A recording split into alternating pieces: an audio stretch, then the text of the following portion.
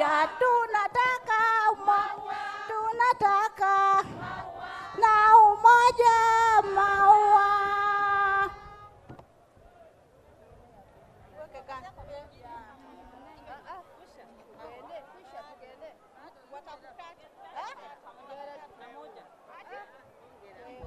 Sisi mama ya Tororo tumeingia, sisi mama ya Tororo hivi Faibe wetu sasa tuko Busia hapa tunapongeza hapa na kina baba hivi Museveni wetu sasa twakupongeza hizi mama ya Tororo hivi Museveni wetu hivi Uhuru wetu sasa twapongeza sasa kina mama sasa na kina dada hivi kina mama mmoja kuja hakuna hata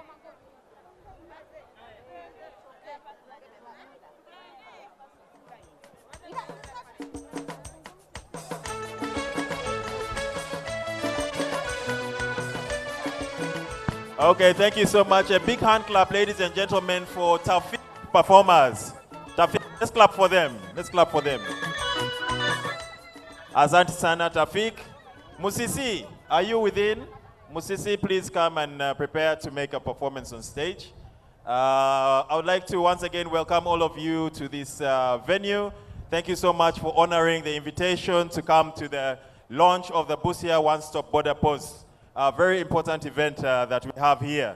We are waiting for all our dignitaries to join us, and the principals should be with us in the next few minutes also. Thank you so much. We shall continue with entertainment, and I would like to remind all of us that we have got places of convenience at the back of the tent here. Places of convenience at the back of the tent. So feel free to use that facility when you need to do so. Musisi is back on stage. Thank you so much. DJ tujikwateko.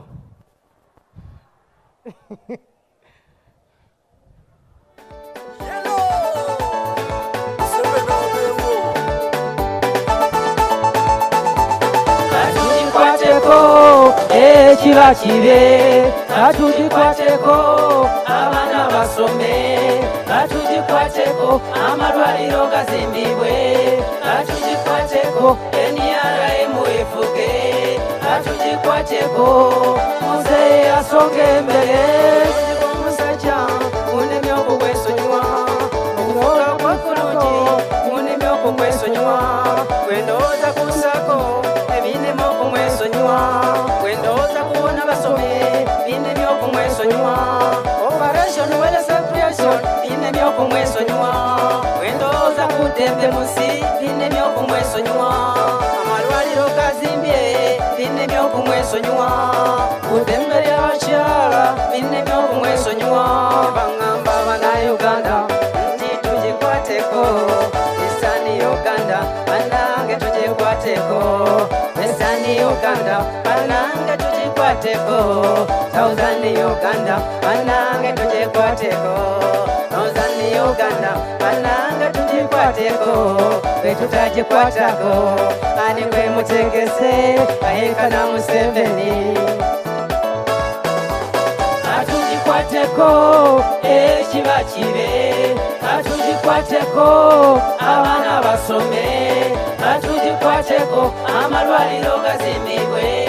Atujikwateko, NRM efuge. Atujikwateko, Museveni asonge mbele. Bagezigezi, mukirize tujikwateko. Abasajja bagezigezi, mukirize tujikwateko. Abakyala bakuliriza, mukirize tujikwateko. Abavubuka bateze amatu, mukirize tujikwateko. tujikwateko Museveni afuge tujikwateko amalirize tegekaze tujikwateko musajja kyali mboko tujikwateko musajja alina experience awali abalabe amanyiwo awali abazigu yategeerawo awali ebikoko nawamanyi awali amayinja alabanga bwavuga awali ensozi amanyanga bwavuga nekukaserengeto lwaiva wafa bitegeera tumuleka fuge muzeyi tumuleka fuge tumuleka fuge Museveni tumuleka fuge tumuleka fuge Yoweri tumuleka fuge tumuleka fuge Kaguta tumuleka fuge Tanzania bamwagala tumuleka fuge Burundi bamwagala tumuleka fuge Rwanda bamwagala tumuleka fuge Kenya bamwagala tumuleka fuge Sudani bamwetaga tumuleka fuge Somalia abatasa tumuleka fuge balwanyire eddembe ly'abalala tumuleka fuge tekanika Yoweri tekanika tekanika Kaguta tekanika tekanika Museveni tekanika tekanika bafuge paka lasti tujikwateko ekiba kibe tujikwateko abaana basome tujikwateko amalwaliro gazimbibwe tujikwateko NRM efuge tujikwateko muzeyi asonge mbere Uganda ekiseera kituse nayo tujikwateko Bayibuli nayo bagitusamu waliwo endagaano enkadde wabeerawo najja wabeerawo nepya umanyete ebintu bikyuka umanyete ebintu bikyuka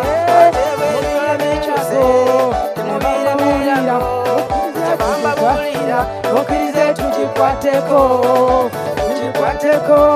muzeyi afuge abatagala muzeyi kibikwana mwenenye tumuleka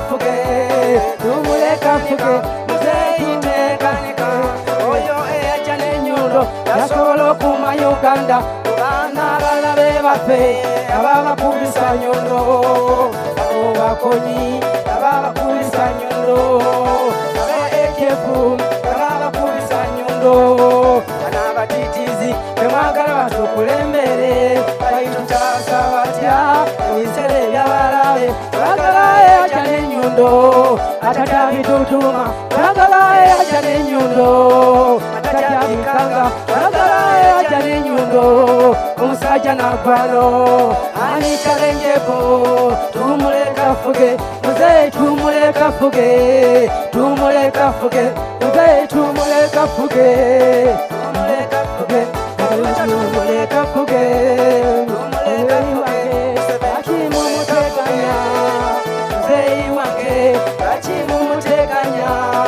muzeyi wange bakimumuteganya efatudansa kozi bakimumuteganya efutasa ebyefu bakimumuteganya eyaleeta eddembe bakimumuteganya yatutasa kozi bakimumuteganya yatutasa enjevu njagala Museveni ewange njagala Museveni njagala yero ewange njagala yero NRM ewange NRM tumuleka fuge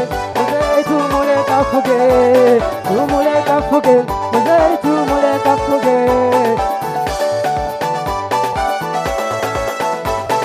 tujikwateko ekiba kibe tujikwateko abaana basome tujikwateko amalwaliro gazimbibwe tujikwateko NRM efuge tujikwateko muzeyi asonge mbere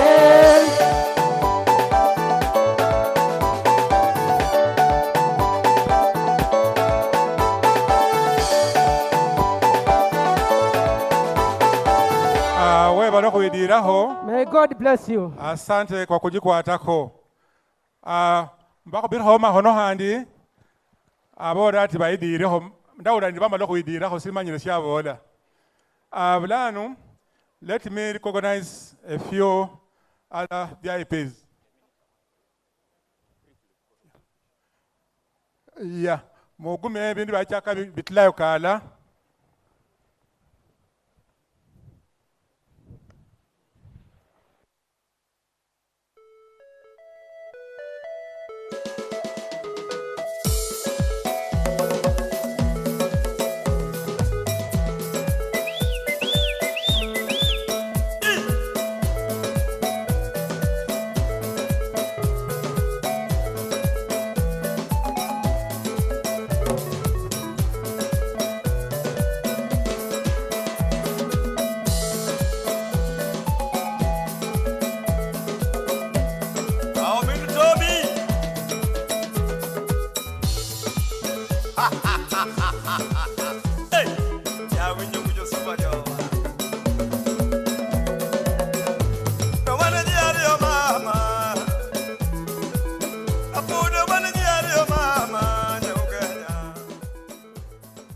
Thank you.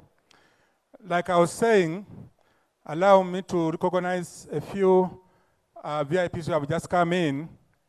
And those I'm not going to mention because some are so high, I'm not good enough even to mention their names. So if I don't mention you, the big boss is coming to do that. Kuline the Deputy Prime Minister, Owenengo Basamia Bugwe, or Bugwereda, Yehade somewhere, or Tasingra Bahobona, Humanya Utuliwo. Kuline the Chairman, Busia Market produce space, Mwebalo Huicha. Bambo dembe base mwesi mwebalo kwereheresa mwecha mubungi omuhongo efenie chaba nani mulibati yangamanya tumumoda hamwe bale. Nashukuru kwaona nyinyi nyote mmefanya vizuri kufika hapa. Nataka kuambia kwamba moto imeanza kupamba pole pole. Wakuu inaonekana wamekaribia kidogo na kwa hivyo mkae starehe. Watafika hapa in a short while. All of you are welcome. I'm going to ask UPDF brass band. This time I'll give you an open ticket, but not more than 2. So pick and choose and give us your best 2 for now. Commander, it is your turn. Naomba UPDF ionyeshe nini wanayo. Najua ninyi kwa mashujaa, nataka kuona nini mnaweza kufanya sahi. Asante. Abakaba tuterehe nyembo, olwedemba kuteso mutwe kwao. Nayo tasingira uchaibali mateka sikafukirira noli nendesa nicho daho baberesa mbere senda bayirira mutecha yo haba mwebale. I also want to recognize the new archdeacon of St. John Church in Busia, who is now going to represent the bishop who had to leave for other duties. UPDF band, the floor is yours. You give us 2 nice pieces as we organize others. Asante.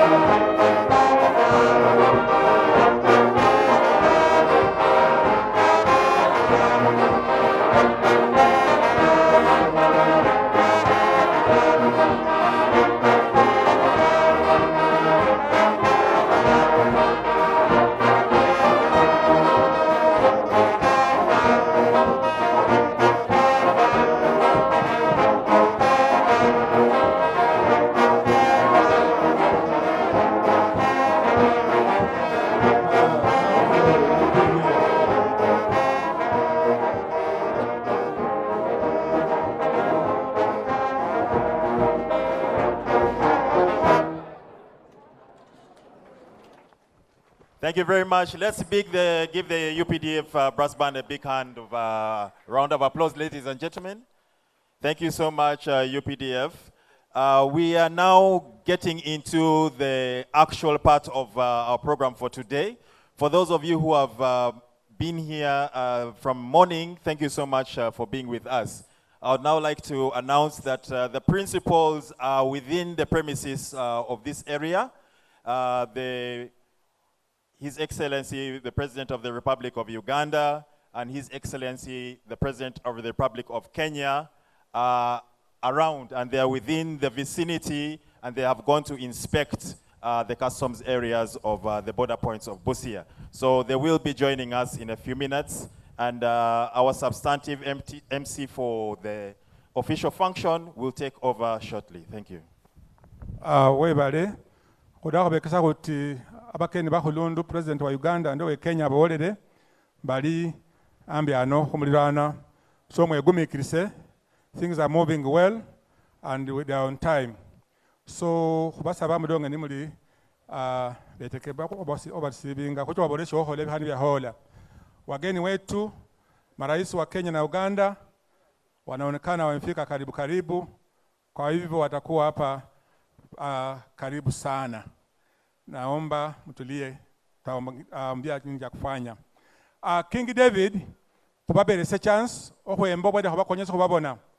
Hii group inaitwa King David. I give you a few minutes to appear here or I will cancel. King David, naomba mfika hapa mara moja, mwanze muonyeshe nini mnayo. Kama mnachelewa nafasi taigawia mtu mwingine.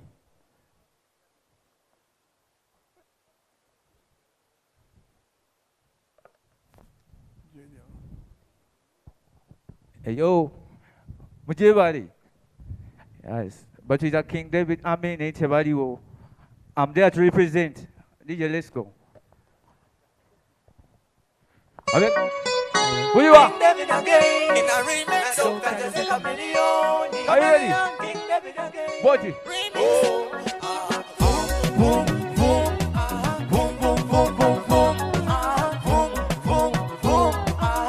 Call me champion. Boom, boom, boom.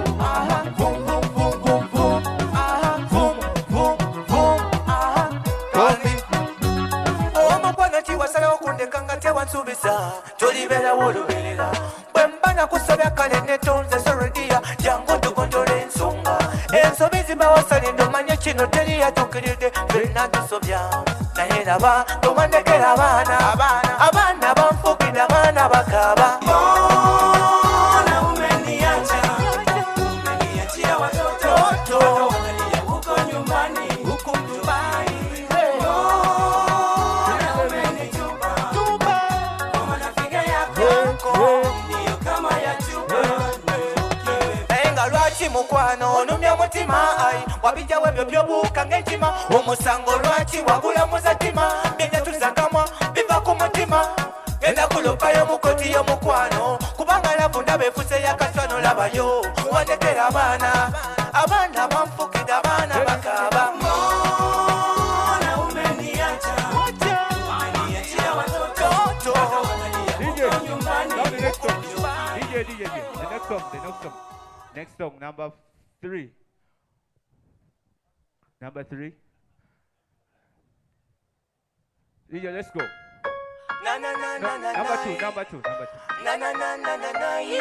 Number two. Number 2. King David, Play one.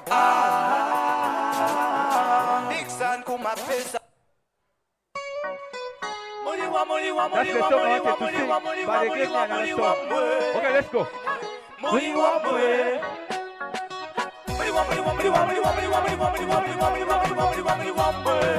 MPZ va play. Yeah. Everybody, new year, new style. New year, new style. New year, new style. What me name? What me now? Yo, take it down, want it and the mpola kuba nazaliwa kusalusa abantu bange. Bwenkwata ku microphone ntabukata nabo mujasimba kuba byasi ndi mwana wa ghetto nazalibwa mu ghetto nkulide mu ghetto nkaliba tula wansi emikono waggulu giteke wansi njagala muyige mukkirize tuliba bawe Mr. DJ wanze munampachi sente oba mugate birabiro tugende bawe wanze munampachi sente oba mugate. Salute to the doctor chameleon. So me say bombo clad to them Babylon. Real get to you king them lay of the champion. Sweat by the microphone check me a moving on. Yo, mbakuba utabaweza Pakistani milioni Luganda Lungereza. You can call me Pat King David the professor. Makalamba we muteke bilioni kumeza. Bawe wanze munampachi sente oba mugati. Bawe wanze munampachi sente oba mugati. Batujereka batuvuluga zinako babogere bingi mutusa mabega kuba bakufitina olecho cholina bulumaleka bakujefuna bitali wanga manda lumira moyo abeyo abatolo n'abanyolo japatola n'abateso n'abalango. My God kalababa big yo bano twabasindika mu parliament watukayo ne basirika bali silent mpela bite mu ghetto tulina talent bajikwe storage yo mbakuba utabaweza katika ni milioni Luganda Lungereza pampita Pat King David the professor makalamba we muteke milioni kumeza.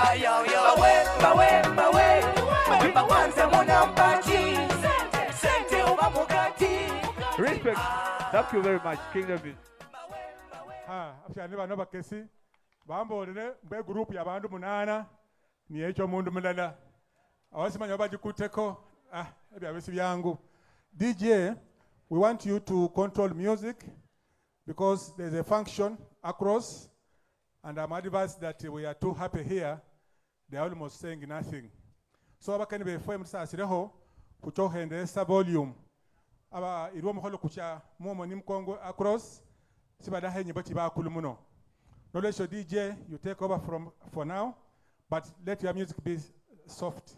Naomba DJ tuweke music lakini iwe ile ya sauti ya chini sio sana sababu across wakubwa wameanza kuongea na music yetu ina disturb kidogo. DJ endelea but on low level. Thank you. Thank you so much. Nafikiri kwa wale ambaye hawajui ama hawasikii lugha ile ambayo imeandaliwa, tumesema ya kwamba yule ambaye anaratibu nyimbo, tafadhali rais mawili wote, rais wa Uganda Yoweri Kaguta Museveni na rais wa Kenya wote wameshawasili.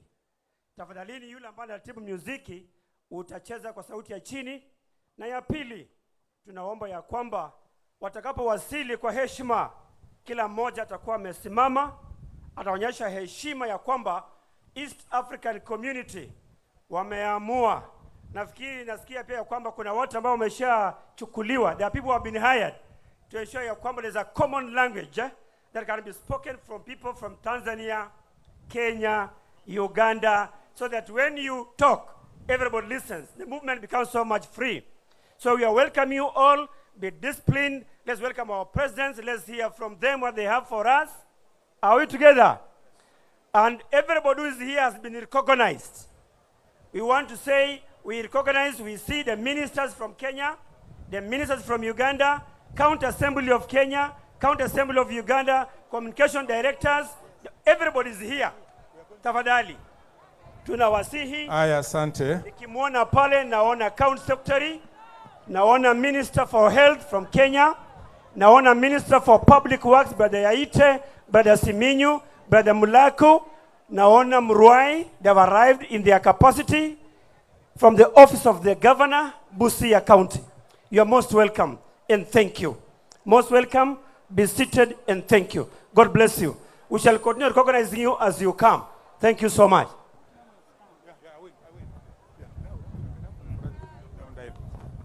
Asante sana mwenzangu.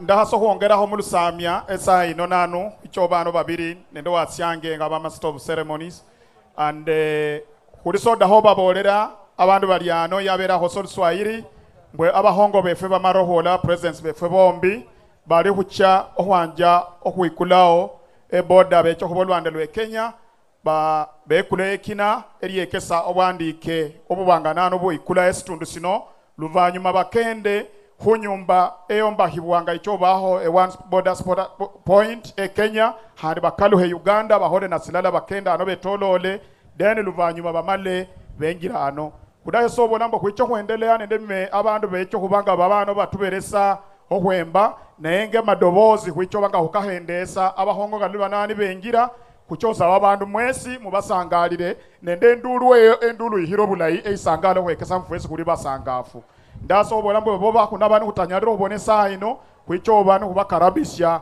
ngalu muholo kubani kuchirira mumoni. I just want to emphasize that our principals are already within the area. They are right now crossing over to Uganda. They are now going to make the inspection of the infrastructure on Uganda side of the one-stop border point, and thereafter they will be joining us here to have the official function of the commissioning after unveiling the stone and also having the inspection of the area. They will be led by a traditional dance group which will come along with them, but I'm just saying as a team here we need to welcome them. We need to give them that kind of sound applause that will at least excite them as they come in. Asante, asante sana. We want to recognize the arrival of Honorable Ababu Namwamba. You are here with us. Thank you so much for coming. Enjoy with us. Karibu sana. Yalama osikere. Babola bati ngoma hongo ni huba ngoma ndidi bulani ulera ebyange byahawerawo ohira holushani ya hecha hanje ndo yihalire mwebale hutekeresa mwebale muno mbere ndaho sabambo ero bana babere ni baluda aho hwichano na etimu yefu ya acrobatics ebiha hasi hubere nabyo mucho tusasira sihunanyalo babere sebiha huloba ahongo bamarro hwingira ni nabao ebiha bilayi ho program yefe kujo hubanga huba babere samwichenga munyalolo maloma nabo ndaso sabambwe huliano nende abahongo abechere nga huli nabano kuchobanga huba recognizing ange bihalu biendelea huliane mulala supporter efweni yare munono abobolize befwe omwami Haji Masaba musingira ubire ho sabandi yoliao supporter efwe muno webale chairman efweni yare kwaba nende aboba wagizi befwe bene abepate abali muno aboba mobilize mwesi kubari recognizingire kulinde chairman ONRM o Busia district chairman Eric Masiga yehalano kulinde mzee wefere senior citizen mzee Aguraori aliano kulina yano mubandu nende abo bangi bakuchobana recognizing ngalobecha on arrival kulinde ba ministers befwe abari kuingire saino opodium kulinde honorable Amelia Kiambade minister of trade kulina yano karibu sana mama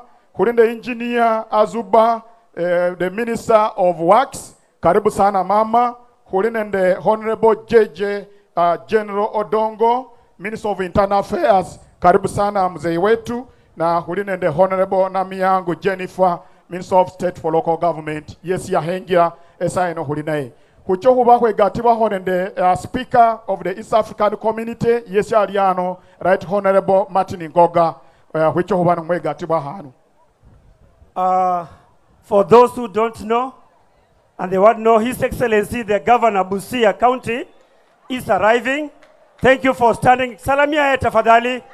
Salamia Rais wetu, Governor wetu, Sospito Deko Jamong, tafadhali karibu sana. His Excellency, the Governor has been reserved a seat. The Deputy Governor, please come this side with the ministers. Your seats have been reserved. Thank you, Your Excellency, the Governor. Yeah, anasalamiana mutu wa foreign affairs. Thank you so much, Your Excellency, the Governor, Sospita Odeke Ojamong. Arriving almost here, the Deputy Governor, Brother Moses Mulomi, the Minister for Agriculture in our government, Osia, the Minister for Finance in our government, Obimbira, the PA, the Governor, Brother Sumba is there. I can see them, plus the entire security. Thank you so much, Your Excellency. Thank you, and God bless you. Thank you so much. Tafadhalini watu, nimeshukuru mumekaribisha Mheshimiwa Jamong kwa shangwe. Now you can get seated as we wait for the president to arrive. Na wakati rais anawasili, tungependa kuona ya kwamba kila mmoja will be upstanding. Thank you so much. Thank you so much, and God bless you. Asante sana ndugu yangu. As I know, we have also been joined by the Inspector General of Police, General Kale Kaihura. Sai ahengira ari nafano humuholo mulaikuno mumuhubira ho mahono bandu befwe. Ya General Kale Kaihura ari mu bandu ya hwaba nende hwahegatiwaho nende the Deputy Chief of Defense Forces General Mbadi. Mumuhubira ho mahono musangalire abandu befwe. Kuri n'abantu bose karibu sana, karibu wanduku, karibu watu yetu. Mube hale huri nende the Prime Minister of the Omwenengo huri na yano ye hale mukati yao kukasingira ubira ho bantu mahono sangazira osabana mahonoti huri na yao oyo ni yemerere hasefwe nga nano ni ya leading a cultural administration ya kingdom yefwe ya Bugwe. Karibu sana.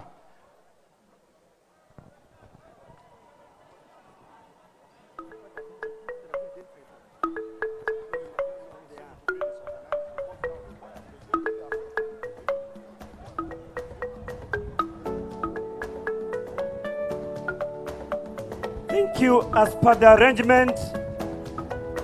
arrangement, we shall have from Kenya, we shall have the Busia County Choir, we shall have the Nyaun from the other side, so they should be set ready to the floor.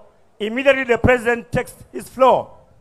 The Busia County Choir, you should be set ready with the Kalede, tafadhalini, and the Anyoun should be set ready too. Those two should be upstanding and should be ready on the stage. Immediately the two principals take their seats, you also take the floor. We expect respect, we expect dignity, we expect all kinds of harmony in this East African community when the two principals are going to officially open the one-stop border post. Already we are aware of the arrivals of dignitaries on the high table where the president will be seated. Already we have ministers who have seated. We have His Excellency the Governor of Busia County, Hospital Deko Jamong. Thank you for arrival. Already the Deputy Governor is already seated. The members of the County Assembly were here as early as 9. I saw Jemo, I saw Liemba, I saw Papa, I saw Mose. I saw them all here as early as 9. Thank you so much. You are very disciplined people, and we value so much. Thank you. We have been joined by the Speaker of the East African Legislative Assembly, Right Honorable Martin Ngoga. He's just taking his seat.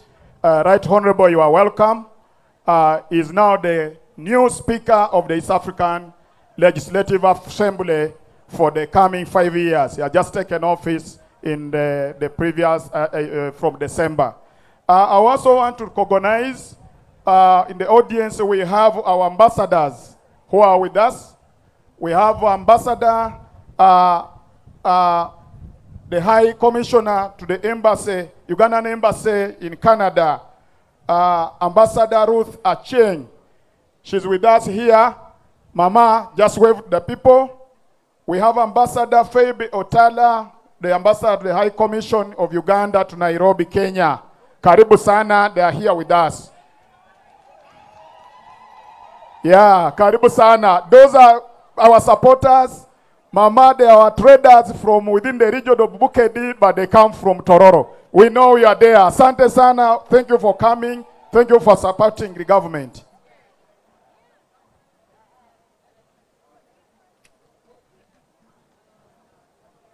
Our principals are already in the vicinity, but as we move, we await their arrival and coming over to here. We are also having many representatives of organizations and commissions who have come here. First of all, I want to recognize the members of parliament on the committee of the East African community in the parliament of Uganda. The members of parliament are here with us. You could do at least wave to the people. They are led by Honorable Tony Ayo as the chair of the committee of the East African community. We have also the representative of the UK High Commissioner, United Kingdom High Commissioner is with us here. We have the Chief Executive Officer, Trademark East Africa. We have the representative of the JICA, who is here with us, representative of USAID. They are here. They have been our main funders together with the Trademark East Africa in ensuring that this infrastructure is set up. We have Mr. Gabriel Nagatu, the Director General of FID, is here with us, African Development Bank. We have the representative of DFID also, who is here with us. And we shall not forget the main consumer of this infrastructure, our brother Godfrey Malomba. And your executive is the chairman of Chamber of Commerce, Busia District. Mr. Malomba, you can at least wave to the people. Yeah, he's here, he's the chairman, is the biggest consumer of this infrastructure. Karibu sana, we are expecting our principals to arrive within a very short time. They are concluding the final inspection of the infrastructure on this side of Uganda. And I believe as they come in, as just my brother said, we shall need a very high kind of respect, dignity, and at least to see that we create an environment that will be very convenient for them to live and leave a mark in Busia, and at least to ensure that the infrastructure they have come to commission is something the people of Busia have been waiting for, to facilitate trade, to ensure that now Busia Customs is now captured on the East African Community Protocol, which allows us to ensure that all customs points within the region will now operate under the single customs territory. This infrastructure is supposed to reduce the time of doing business. Before, we were handling almost over 27 days to have a container leave Mombasa to get to Kampala. But right now, the emergence and establishment of this kind of infrastructure across the region has reduced the movement of goods from Mombasa. The business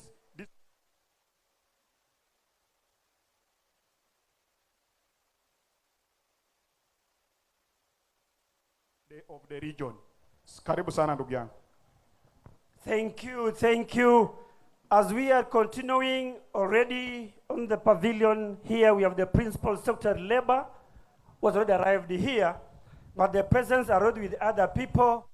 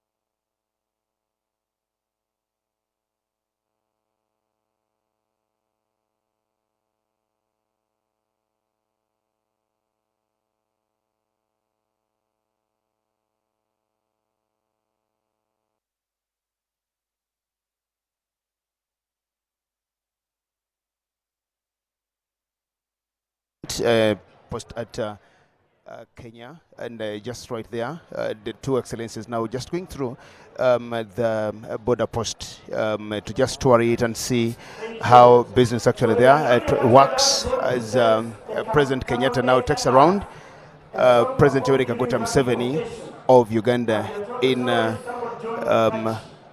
customs building, as you can see.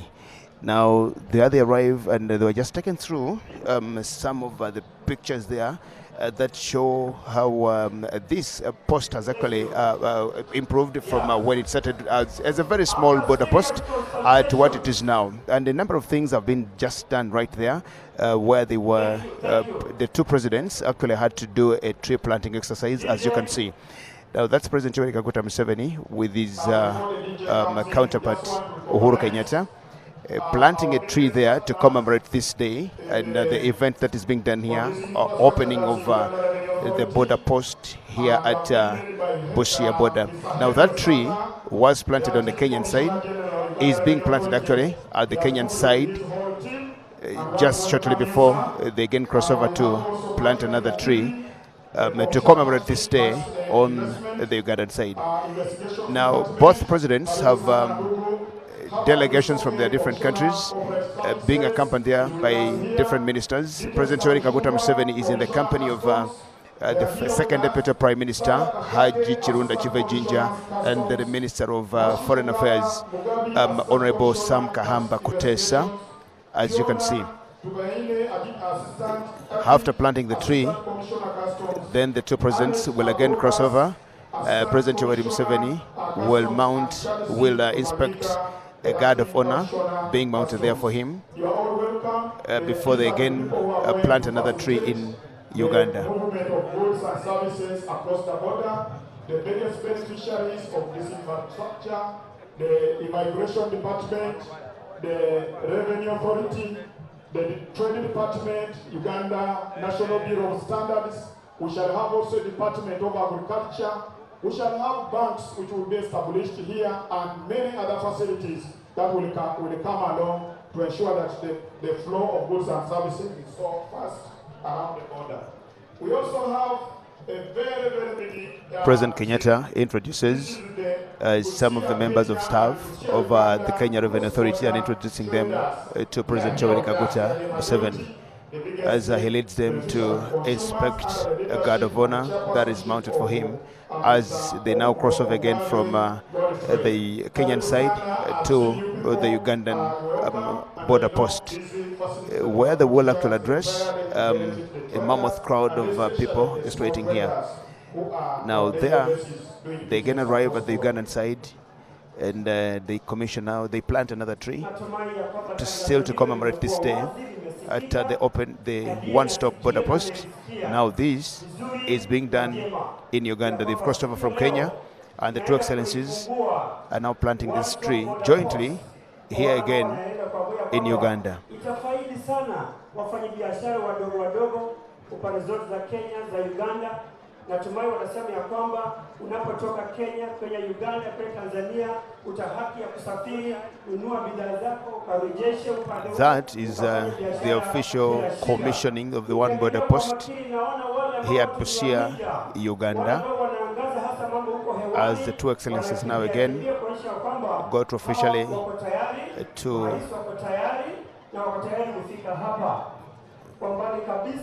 that's the official commissioning now, as you can see. Officially launched on this day.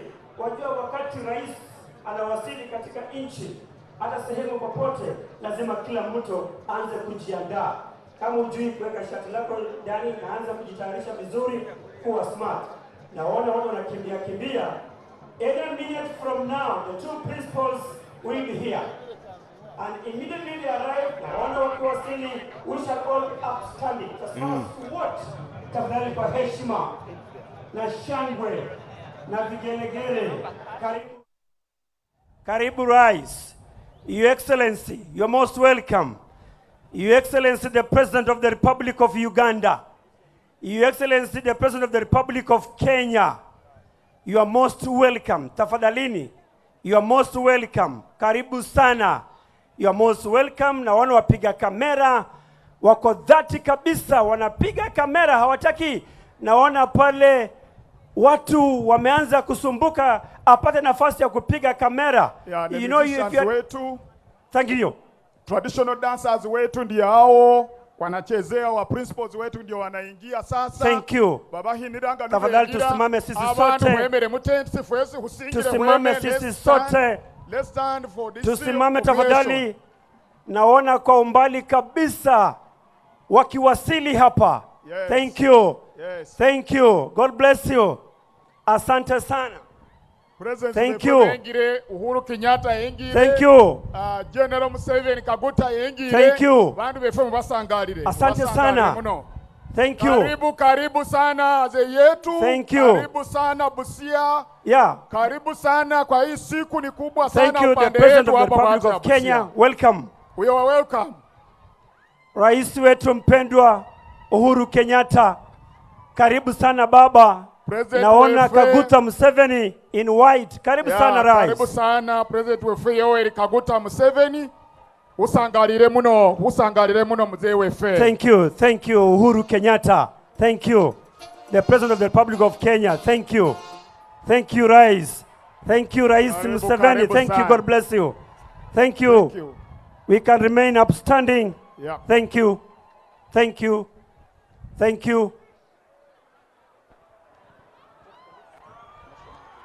The national anthem. Yeah. National anthem, the East African anthem.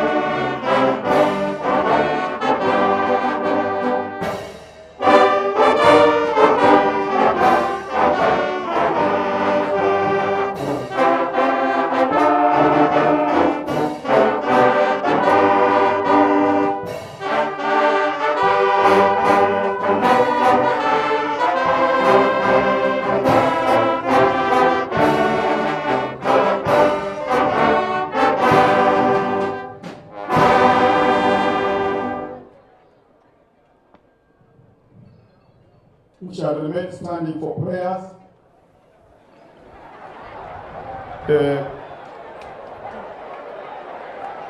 Our Archdeacon of Busia, Sami Abugwe, Archdeaconry would be representing the Bishop of Bukedi, and then also we have the District Kadi of Busia, Haji Macho Jamil Obadia. They will lead us through the prayers.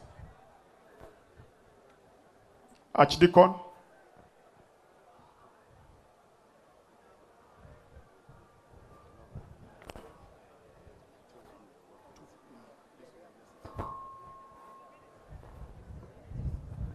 Let us pray. In the name of God the Father, the Son, and the Holy Spirit. Oh God, we thank you for this day as we come to witness the inauguration of this facility, Busia one-stop border post. Thank you for according us with the journey mercies. Thank you for this fellowship. God, we pray that you give East African states peace, unity, security, and prosperity. We pray for all those who will be given the responsibilities of managing this facility, that God, you may give them the gift of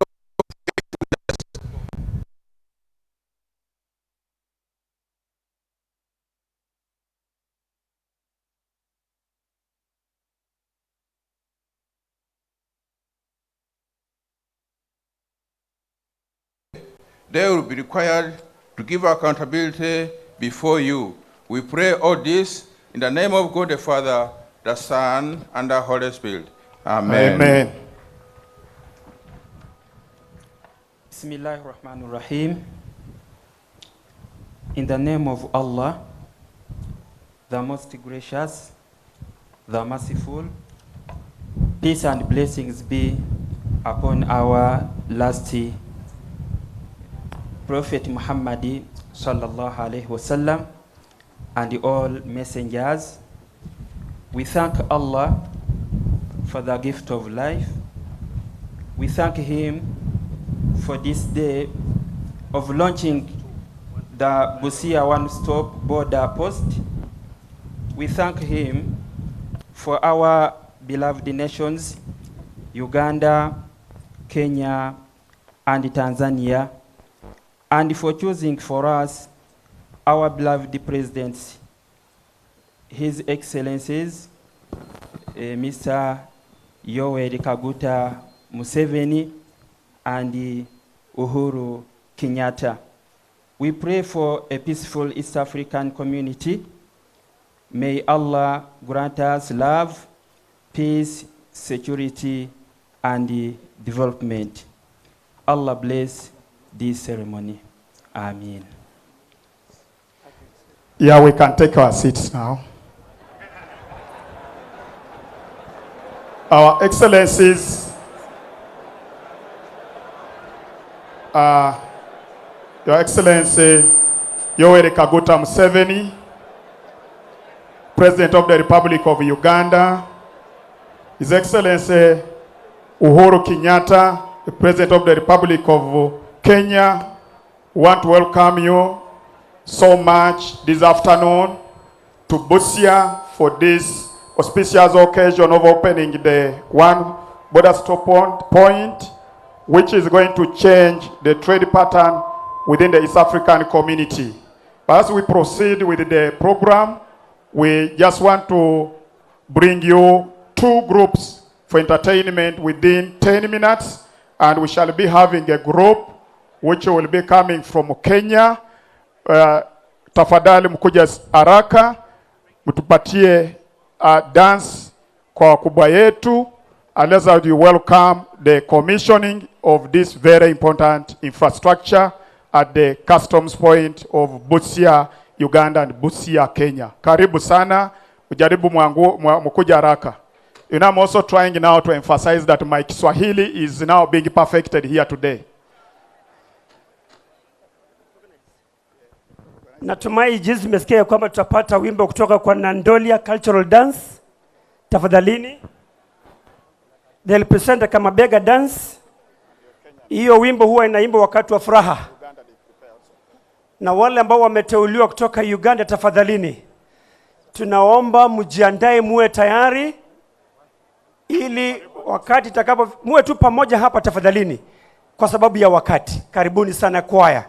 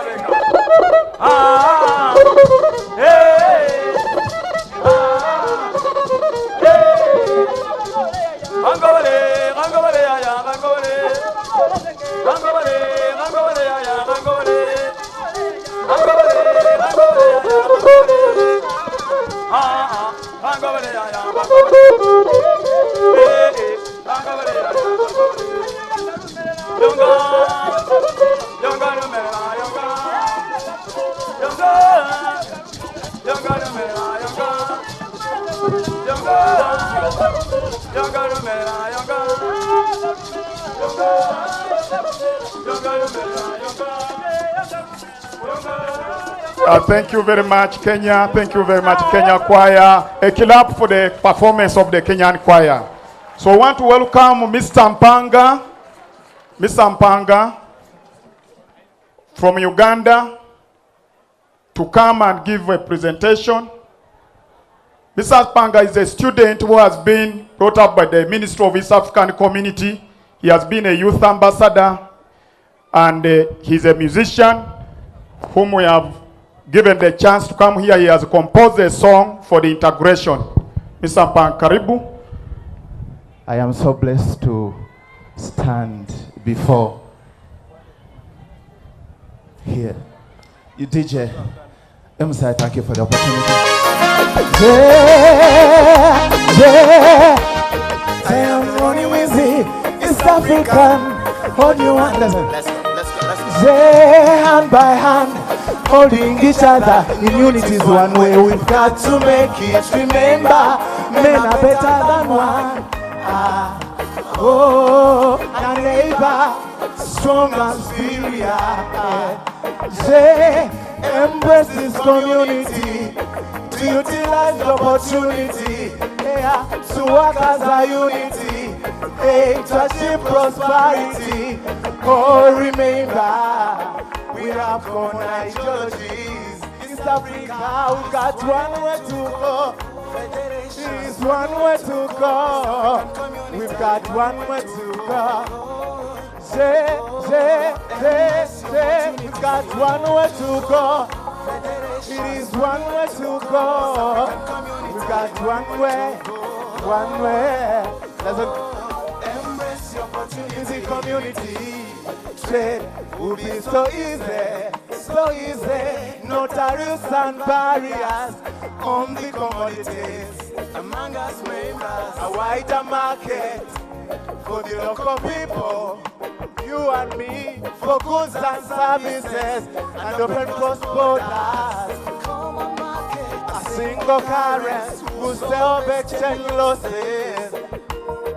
Economically, our currency will be stronger. Our land will be safe and secure with good governance. And joint forces, security shall be in abundance. Competition for market will cause quality production. Let me see you celebrating East Africa. Low prices on goods for consumption. Free movement of persons and labor will lead to opportunities. In that way, a wider jobs opportunity for the younger people. It's one way to go. East Africa, we got one way to go. It is one way. One way. Let me see you. We've got one way to go. It is one way to go. We've got one way. Embrace the opportunity. Hold up our hands so high. Tushikane mikono. Kufaulu ndoto kuu ya Jumuiya ya Afrika Mashariki na idumu jumuiya yetu. Milele na milele, kwa ajili tuko mtu mmoja, wa mwelekeo mmoja. Let me see you wave your hands if you support the community. Let me see you celebrate.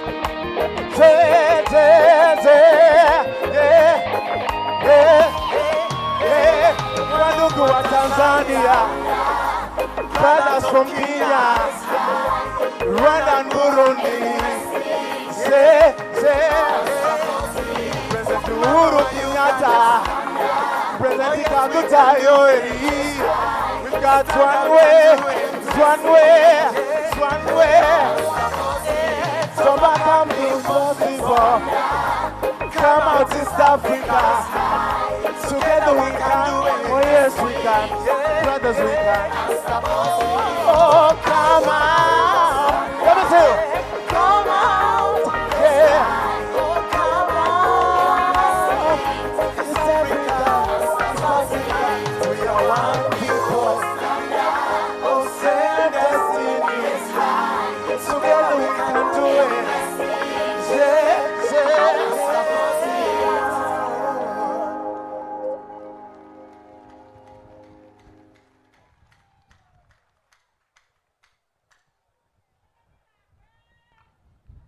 Yeah. We have another group and the final group of mothers who have composed a song for us here. Karibu sana mama. Tubanirize n'essanyu tubeebaze emirimu gye mukola muku endo bagenyi baffe kubalaba ka tubanirize n'essanyu mubeebaze emirimu gye mukola mukulike do bagenyi baffe basangaliyo hubaona angahulingano nife abashala aba Busia Municipal Council hujire ohubemberaho olwembo lw'eddembe eddembe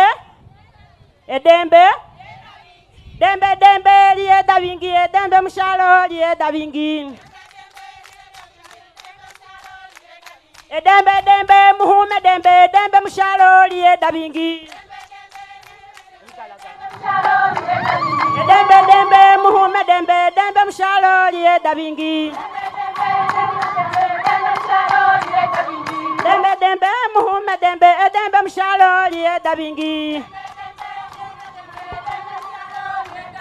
East African yali ni aja yalo mahilala huhume dembe East African yali ni hala yalo mahilala muhume dembe Uganda yosi ni yali ni hala yalo mashilala muhume dembe Kenya yosi ni yali ni ja yalo mahilala huhume dembe Ba president ni bali ni baja bala mashilala huhume dembe Museveni wefe ni gali ni gaja gala mashilala huhume dembe dembe muhume dembe mshalo ihoma bingi Uhuru wefe ni gali ni gaja gala mashilala huhume dembe East African yali ni hala yala mahilala huhume dembe Abale mabosi ni bali ni bahola bala mashilala ati huhume dembe Abale mabosi ni bali ni baja bala mashilala ati huhume dembe Abasi bosi ni bali ni baja bala mashilala ati huhume dembe Tambuleni Abasi bebi dani bali ni baja bala mashilala ati huhume dembe A business ni holi ni uhola bala mashilala ati huhume dembe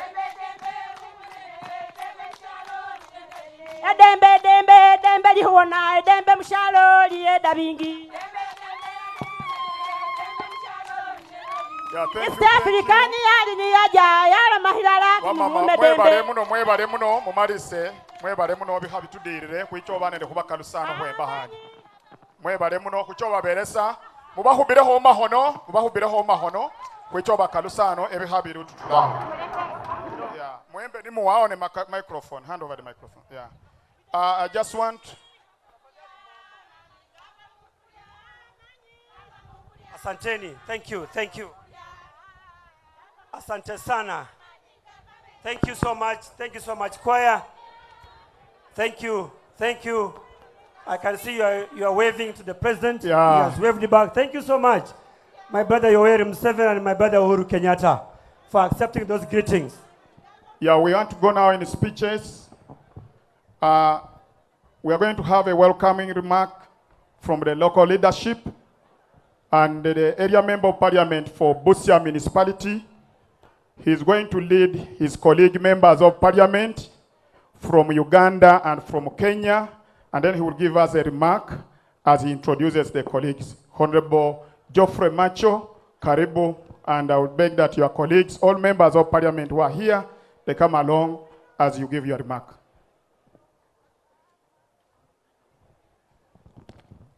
Honorable Geoffrey Macho.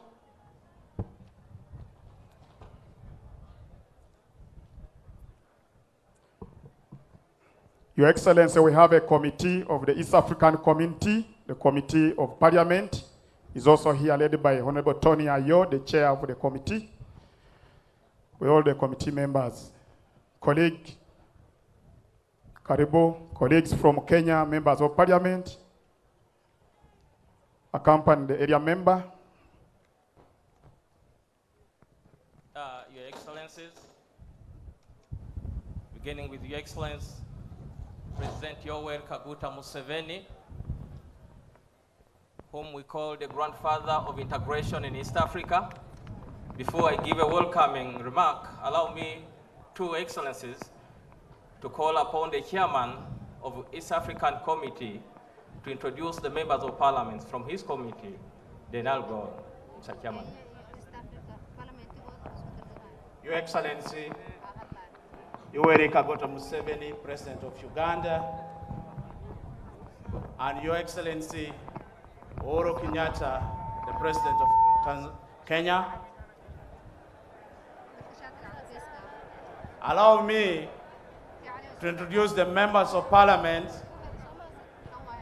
from Uganda who sits in the Committee on East African Community Affairs.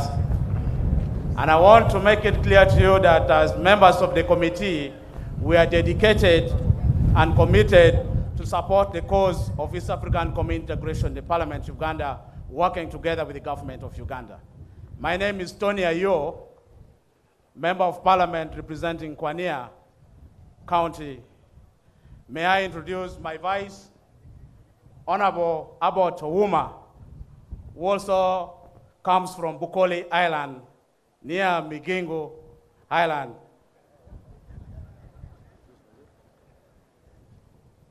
Let me also introduce Honorable Agnes Amede, woman member of Parliament of Palisa, who is also a member of Committee on East African Community Affairs, Honorable Agnes Amede. Allow me also to introduce Honorable Paul Amoro, member of Parliament of Dokolo North, who is also a member of Committee on East African Community Affairs, Honorable Amoro. And finally, from the committee, allow me to introduce Honorable Ajat Watangola, who is the member of Parliament for Kumi, Honorable Ajat, Kamuli Municipality. These are members of Parliament whose seats they have always been coming here to ensure that issues of one border post are handled.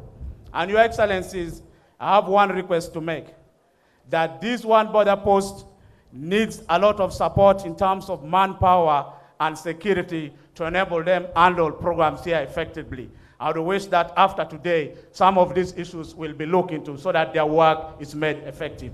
Thank you, Your Excellencies. Thank you, Mr. Chair, Your Excellencies. Allow me at this juncture to introduce members of Parliament from Busia District. I'll begin with the Honorable Onyango Gideon, who is a member of Parliament for Samia Bugwe North. Your Excellency, we have Honorable Nabulindo Jane, the woman member of Parliament for Busia District. I therefore request members of Parliament from Uganda to take your seats, then invite the Senator Amos Wako from Kenya, Historical Attorney General, to come and introduce members of Parliament from Kenya.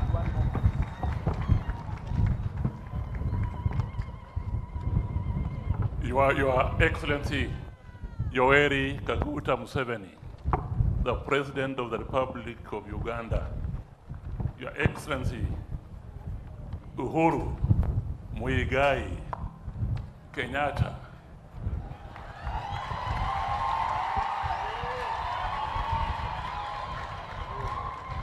who is my president.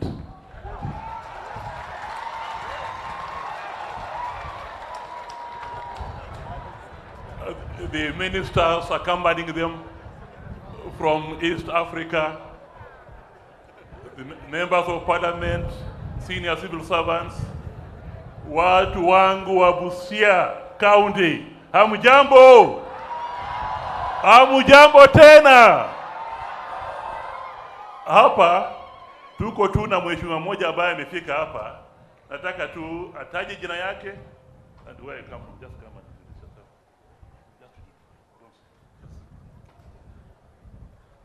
and Oku Kaunya, Member of Parliament for Teso North, where Malaba one-stop shop border post stands, awaiting completion, Your Excellencies. Fantastic. Your Excellencies, it is really my great honor and pleasure to invite and to welcome the two presidents, Yoweri Kaguta Museveni and Uhuru Muigai Kenyatta. Permit me to say that I have known President Yoweri Kaguta Museveni since 1963, when he was in Form 4 at Ndare High School. And I was in Form 4 at the Alliance High School, Kikuyu. We both met at King's College, Bodo, because we were leaders in our respective Christian union. From there, we both went to the University College of Dar es Salaam, where he took degree in economics, and me, I took a degree in law. Watu wangu wa Busia County. Na kama nasema Busia County, I'm now referring to both sides. Side ya Kenya na Saudi ya Uganda. I want to tell you that in these two presidents, we have presidents who are committed to the greater economic and social integration of East Africa.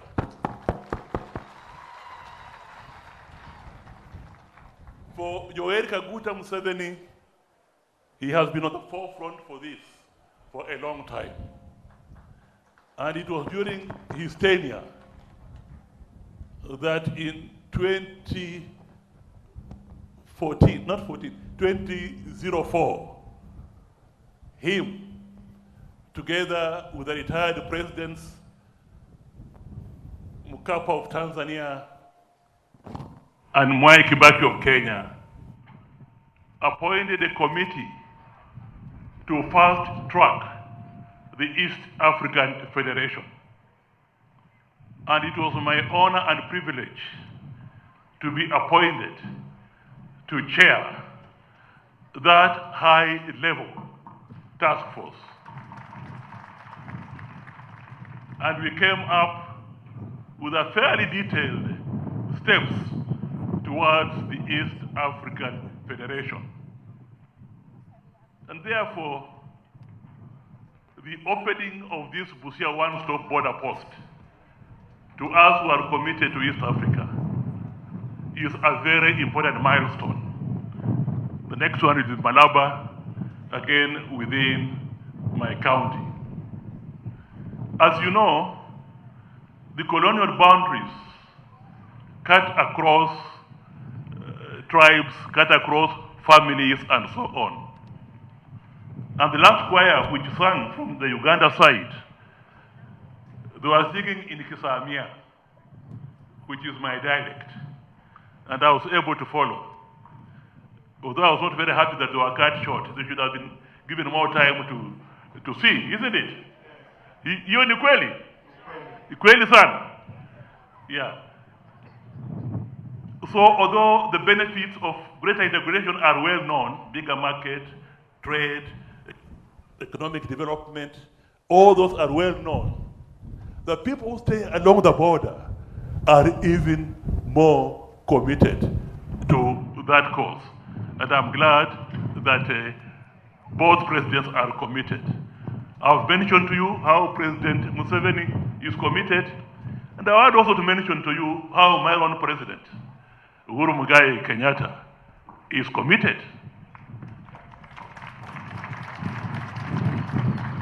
You may recall that during his first term as president, as soon as he was sworn in, and Yoweri Kaguta Museveni came and others came and so on, we began hearing about moving faster towards the federation.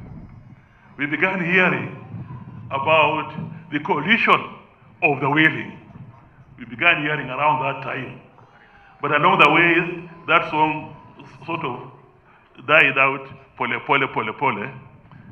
It may also be recalled that during his second term, his inaugural speech, on the day that he was sworn in as president, most of his speech was focused on the unity of East Africa and the unity of Africa, and his speech was replete with the practical examples of what he had done, particularly the free movement of people in East Africa and Africa. For that, we are grateful. The last thing I want to say, although this is an important milestone, let us not forget the ultimate aim of the treaty establishing the East African community is political federation. So this is a journey, an important milestone, yes, but it's a journey towards, at the end, ensuring that the people of Eastern Africa are in one federation. That's our aim, and that's what we are committed to, particularly we people on the border of Kenya and Uganda. I know with any development, there may be problems here and there, even about this Busia one-stop border post. There could be administrative problems here and there about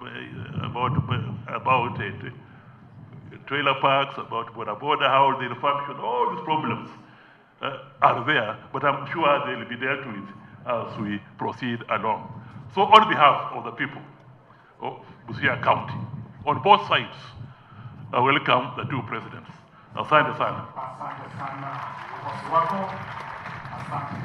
Asante Owengo, Mheshimiwa Amfuako. Your Excellencies, it is my obligation as a Member of Parliament for Busia Municipality in Uganda to welcome you here today. But before I do that task, Your Excellencies, President Yoweri Kaguta, I want to thank you for being the champion of integration in East Africa and in Africa at large.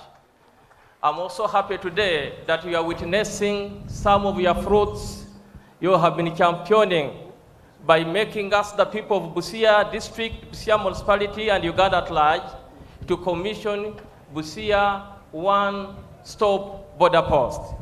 And we really want to thank you and thank you.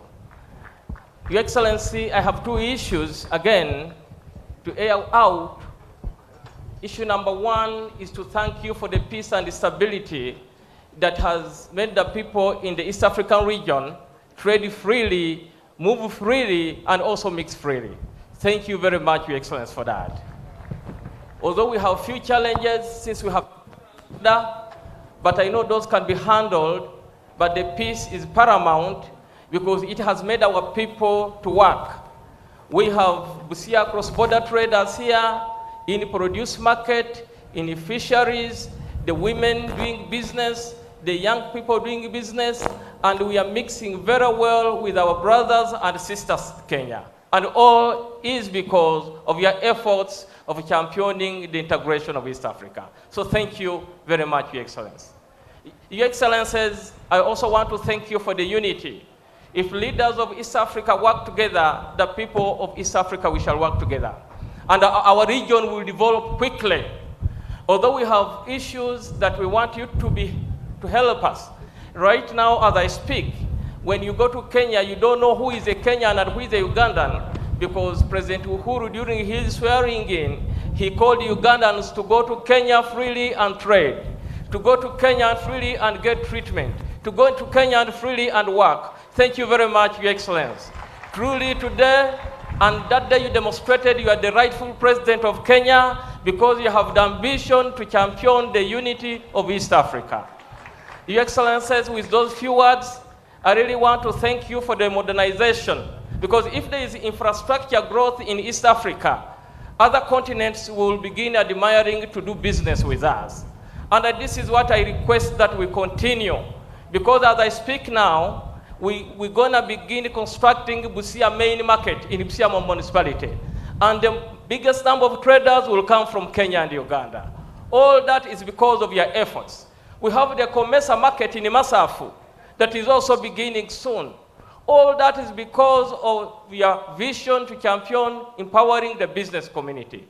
So, Your Excellencies, I encourage you, continue. The masses of these two countries are together with you. And we shall support you, and we shall stand with you. And once again, welcome to Busia municipality. Everybody who has come here, ladies and gentlemen, feel at home, and feel at home in this gateway of eastern border to Uganda. Asante Isana. Asante sana, Right Honorable Macho, the Member of Parliament for Busia Municipality. Your Excellencies, I just want to seek your indulgence to introduce and identify with us a few people. We have the Secretary General of the East African Community, Ambassador Barret Mufeneko, is with us here. We also have the two Deputy Secretary Generals, Madame Jessica Rio, the Deputy Secretary General, the Deputy Secretary General Stephen Mulate is also here with us. We are also having the Director General of Customs and Trade, Kenneth Bagamuhunda, is with us. He has been here organizing this whole process of today's commissioning.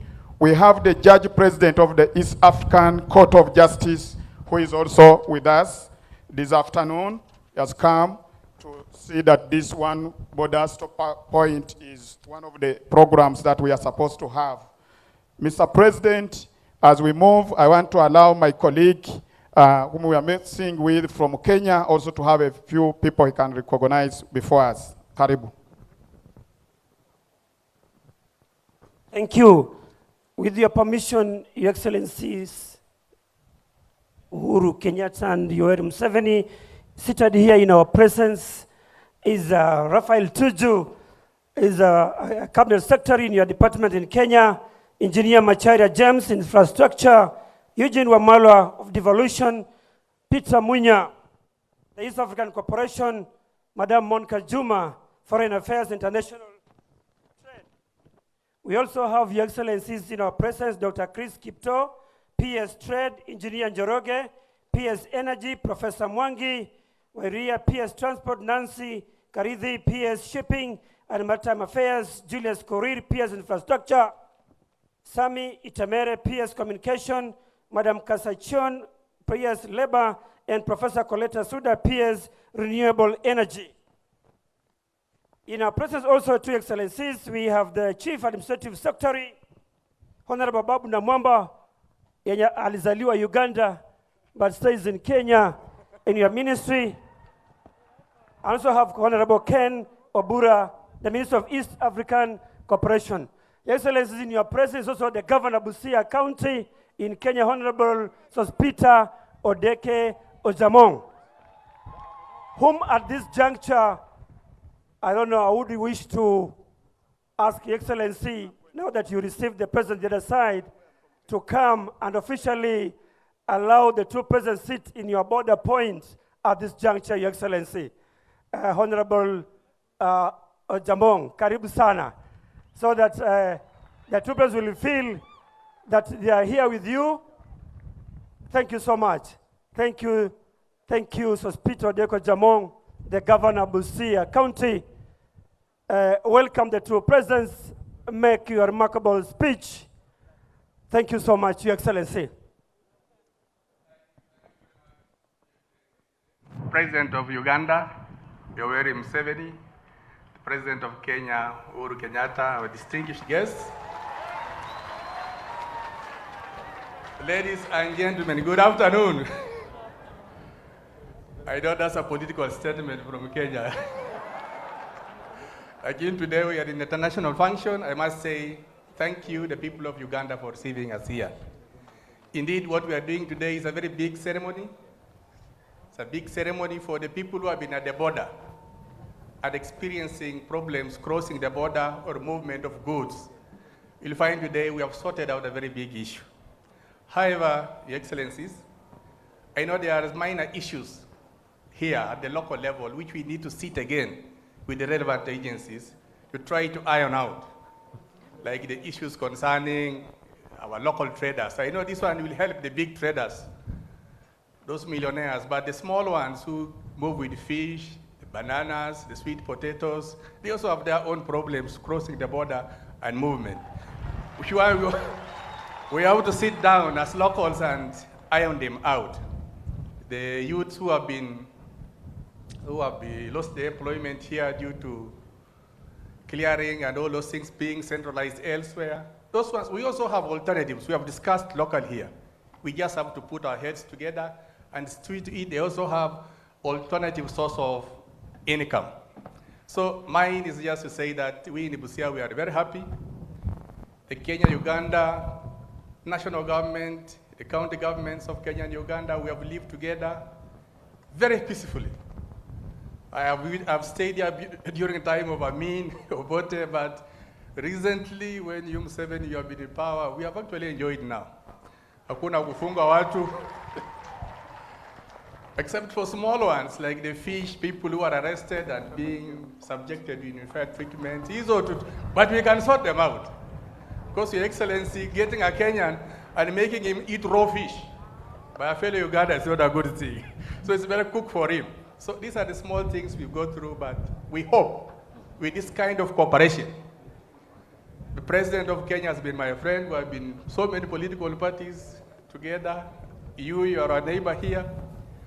I believe the Minister for East Africa is Mr. Munya, whom I started politics as activist. Everything is going to work out here. Thank you very much. God bless the two of you. Asante sana, Your Excellency, the Governor of Busia. Your Excellencies, allow me to recognize the Right Honorable Martin Ngoga, the Speaker for East African Community, is with us here. You're welcome, Mr. Right Honorable. With us we have Honorable Sam Kutesa, the Minister of Foreign Affairs from Uganda. Karibu sana. We have Honorable Amelia Kambade, the Minister of Trade and Industry from Uganda.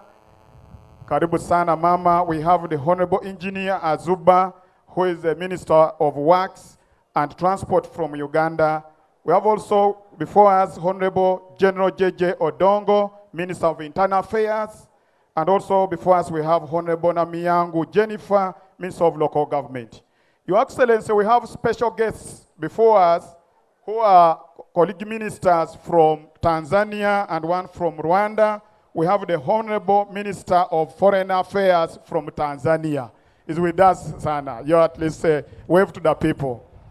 We also have the Honorable Minister of Infrastructure from Rwanda, the Republic of Rwanda, is with us here. I want right now, hello, I hope the audience is now in attention. We want right now to invite the Secretary General of the East African Community, Ambassador Mufeko, to give his opening remarks. Karibu sana, Ambassador. The audience, they are going to serve you on everything that you have. Just have patience on the people who are coming before you. Silence and everything will get to order.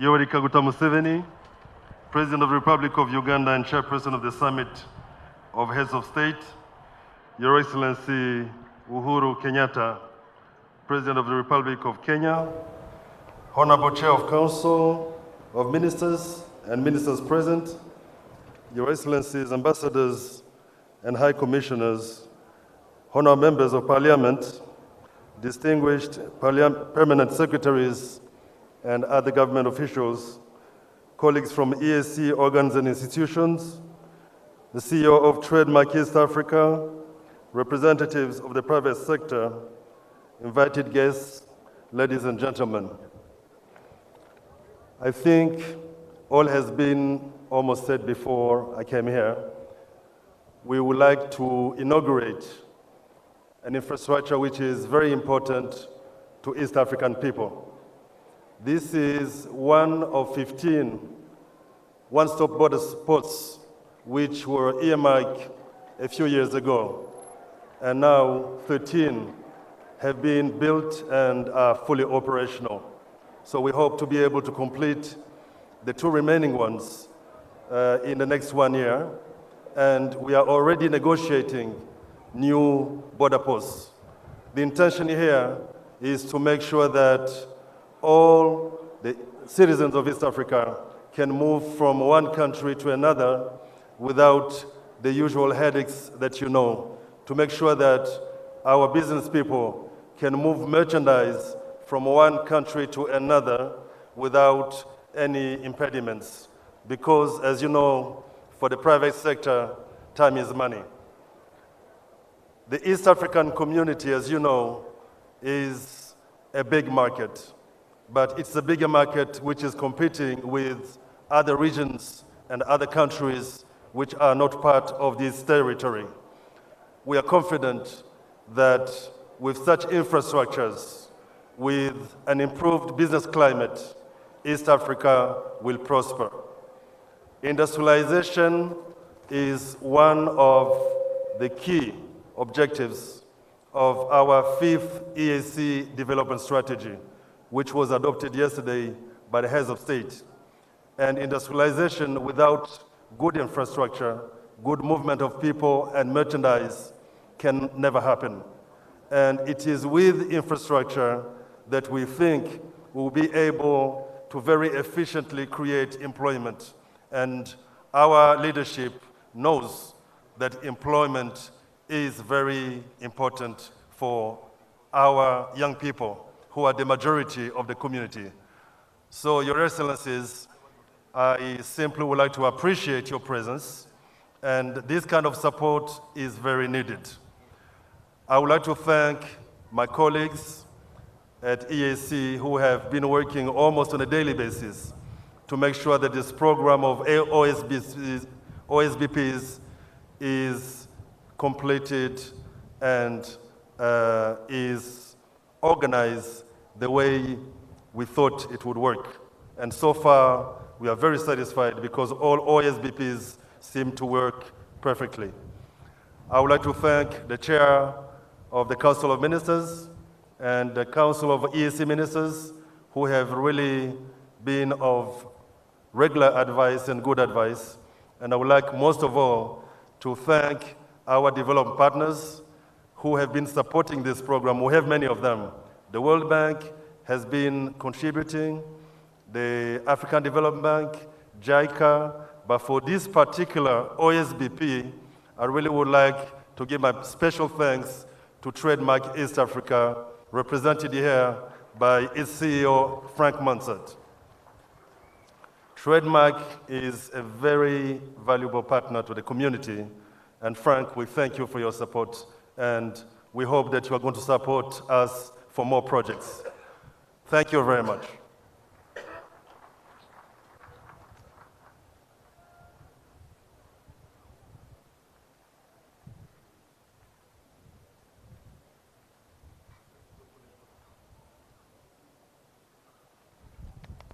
Hello, thank you very much, Secretary General. At this juncture, I would like to invite the Chief Executive Officer from Trademark East Africa to come and give a statement. Welcome, sir.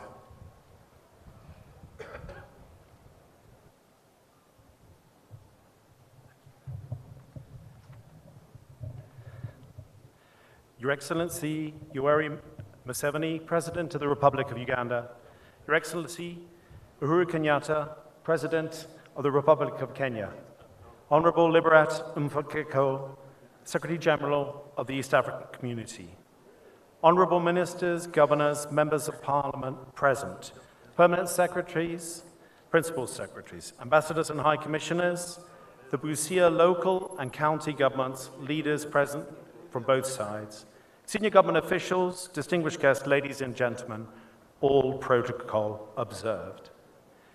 I must say it's a great honor and a pleasure to be here today at the official commissioning of the Busia one-stop border post. The event is a major milestone in the efforts by the governments of Kenya and Uganda towards improving trade between the two countries. Construction of the facility we're launching today commenced in 2012 and was completed about 1 year ago. And we, as Trademark East Africa, are privileged to be part of the journey. I congratulate Your Excellency upon this achievement. Trademark East Africa is a not-for-profit organization supported altogether by 7 development partners. Our aim is to grow prosperity through trade across the region and for its people.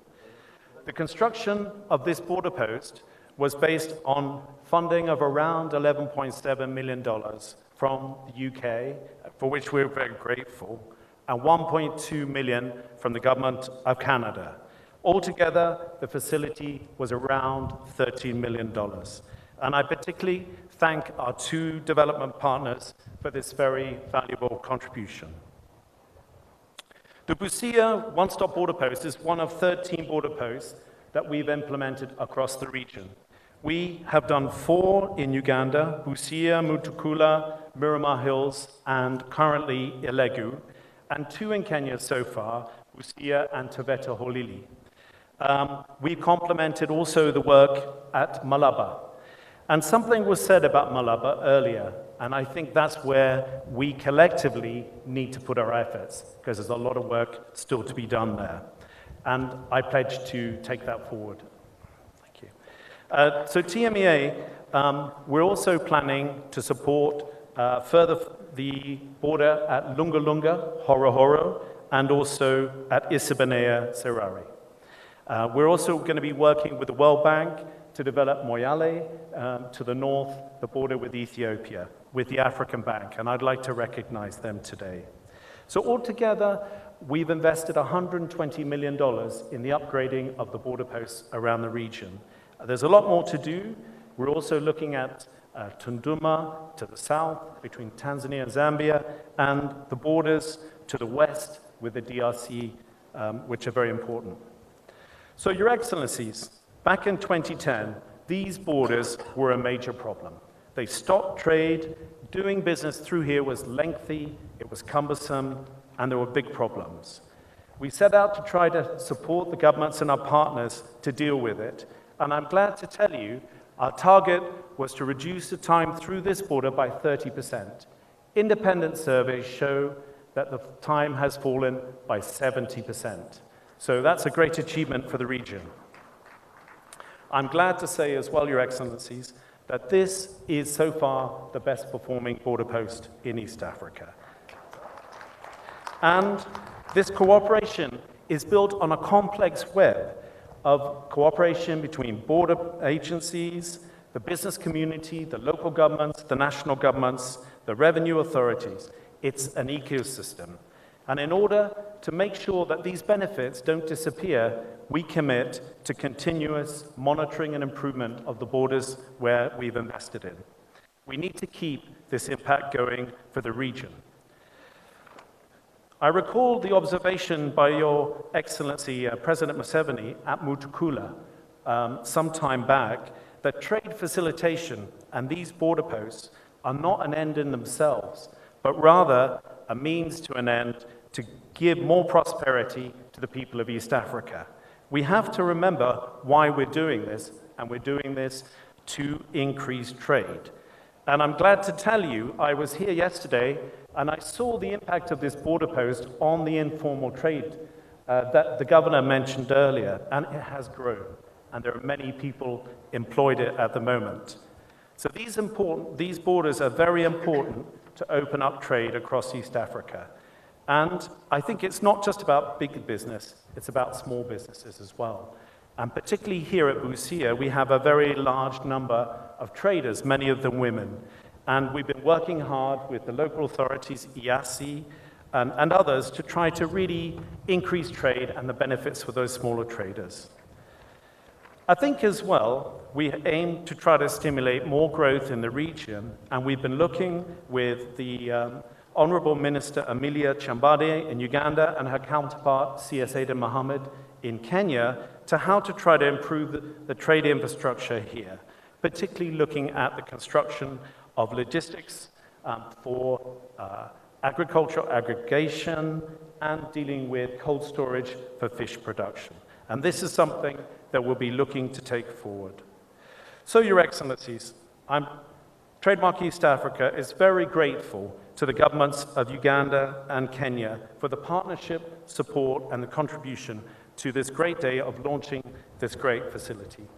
I acknowledge the support of my board of directors, particularly two of whom are here today, Patrick Obath and Patricia Athau, who have done a great job in supporting me as a CEO.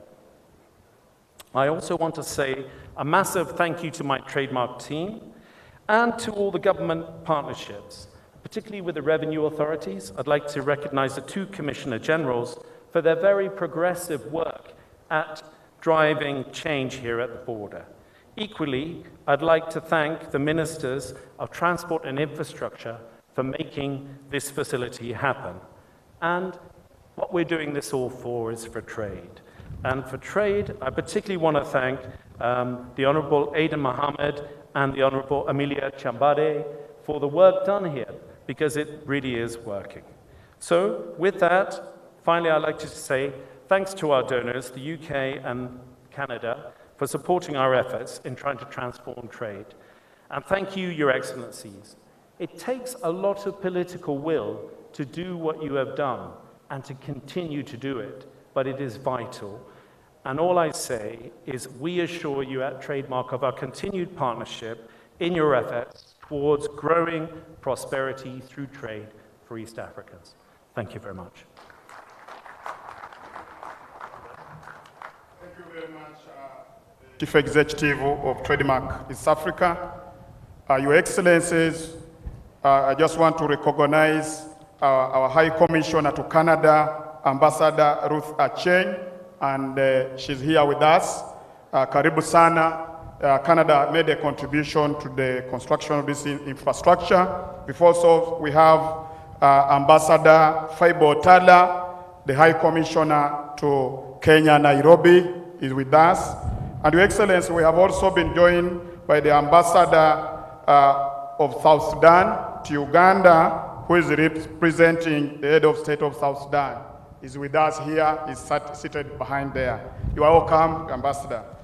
Your Excellency, we are now inviting the statement to be made by the representative of the United Kingdom High Commission in Kenya. Karibu sana.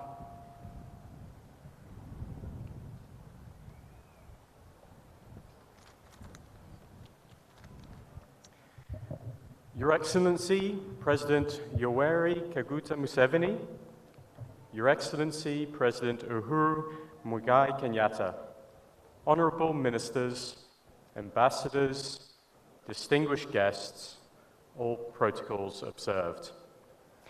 I'm representing the British High Commissioner to Kenya, Mr. Nick Haley, and the British High Commissioner to Uganda, Mr. Peter West, who are not able to be here today.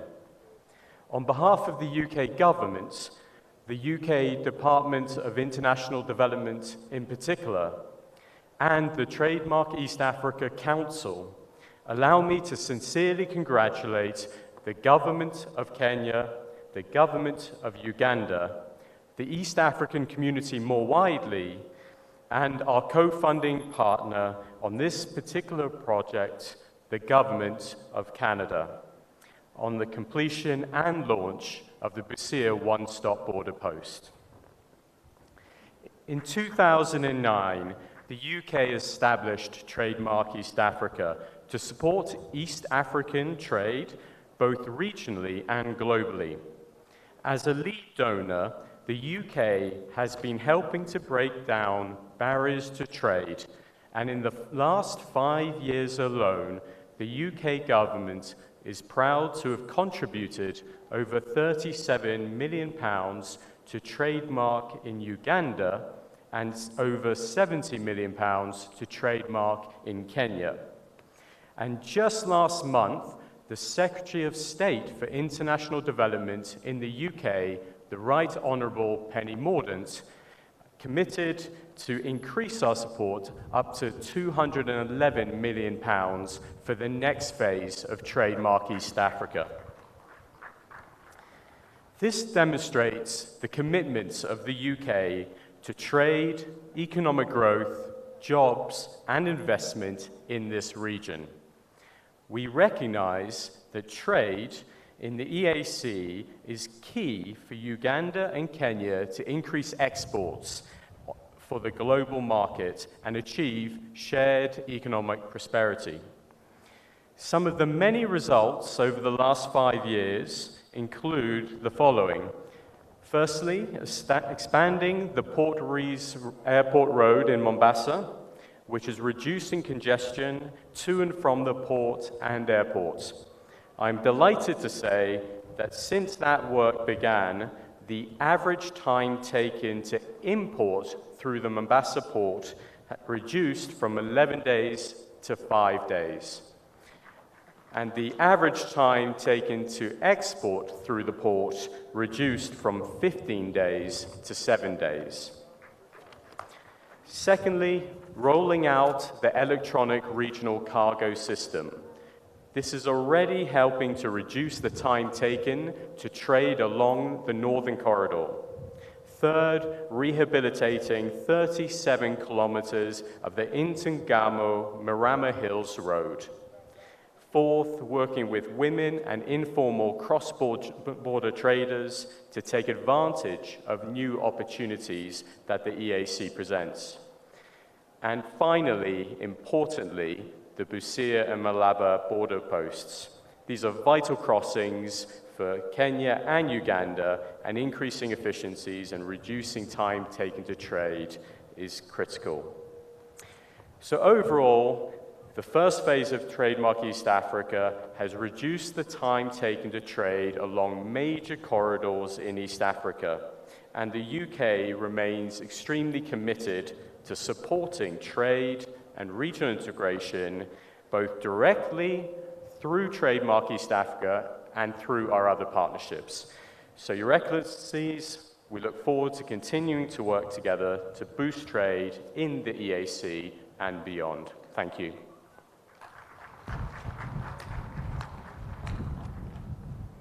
Thank you very much, representative of the High Commission of Kenya, who is also representing the High Commission of Uganda, of UK. Your Excellencies, allow me in 1 minute to recognize before us we have the General Kale Kaihura, the IGP of Uganda, is with us here. We have also General Mbadi, the Deputy CDF, is also with us here. Your Excellency, we have the Prime Minister of the Cultural Leadership of the Bugwe Kingdom, Busia, is with us here, is in the congregation. Your Excellency, we have also the representative of JICA, is with us. We have the representative of USAID, is seated before us here. We have also the chairperson of the Chamber of Commerce, Busia, Mr. Malomba Godfrey, is with us here. We have also the chairperson of cross-border trade of Uganda and Kenya, Mr. Ondo Godfrey Ongwabe, is with us here. Your Excellency, we have a senior citizen before us, the son of the soil, the most recognized integration person who is not easy to recognize where he's born, Honorable Agure Awori. He's with us here. He has come to listen to this commissioning and your speeches. We also have the chairperson of NRM Busia District, Engineer Eric Masiga. Asante sana, and I want at this time to allow my colleague to invite the next speaker. Your two Excellencies, Honorable Kaguta Museveni and Uhuru Kenyatta, I want, at this, with your permission, recognize Major Retired General Gordon Kihalangwa, who is the PS Immigration, Registration and Border Control, is here with us for information. I also want to say our Deputy Governor, Brother Moses Mulomi, is here with us. Thank you so much. God bless you. At that juncture, with your permission, sirs, I want to invite Honorable Amidia Kiambade, the Minister for Trade, to come and give her address. I would also want to wish that after her address, she brings on board the Right Honorable Second Deputy Prime Minister, Gerunda, to give his address, hence bringing the Excellency of Uganda. Then finally, bring the President of the Republic of Kenya. God bless you all. Thank you very much.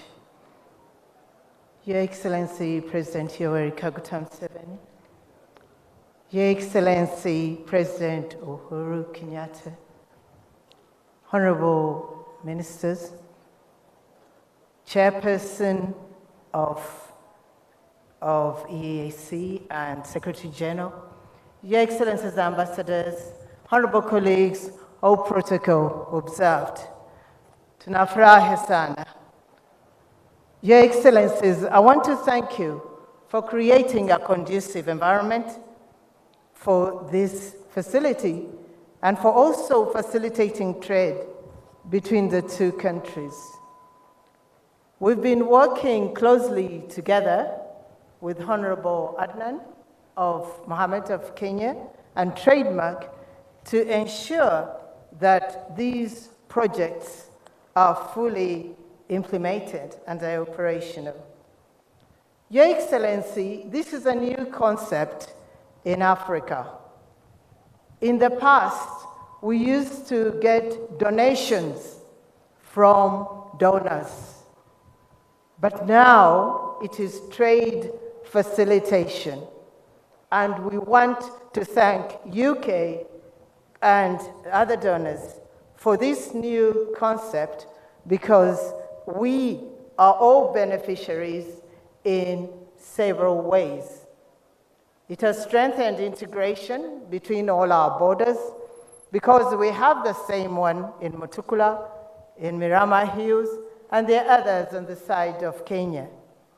So the other benefits are trade, streamlining trade, especially the cross-border trade. And then we have, streamlining trade standards as well along borders, but also reducing on the time taken along the borders. Your Excellency, this is not the only initiative. There are a number of initiatives they've carried out, but Mr. Matsat is a bit modest. He didn't want to talk about them. There is an e-single window, which reduces on clearance time. There is also e-cargo tracking system. And there is the non-tariff barrier scheme, where everybody uses a phone to report an NTB that is occurring wherever that person is. This has reduced on the NTBs, and I witnessed that as we're traveling along the road. There were no roadblocks as there used to be, and the same applies to Kenya. There is also the promotion of women in cross-border trade who are supported by EAC. Your Excellency, Busia is the busiest one amongst all. And it has 3,324 weekly traffic, that is Busia, Kenya, and Busia, Uganda, 1,784 trucks. But you also have buses that transit through. So it also promotes tourism because a lot of tourists come in through the borders. It has an advantage of having reliable data. We never used to have reliable data in taxes, but now we have reliable data in tax collection because the goods are monitored and checked at the borders. It has an integrated system like you've seen, Your Excellencies. For example, you have standards here, immigration, customs, checking health, and drugs.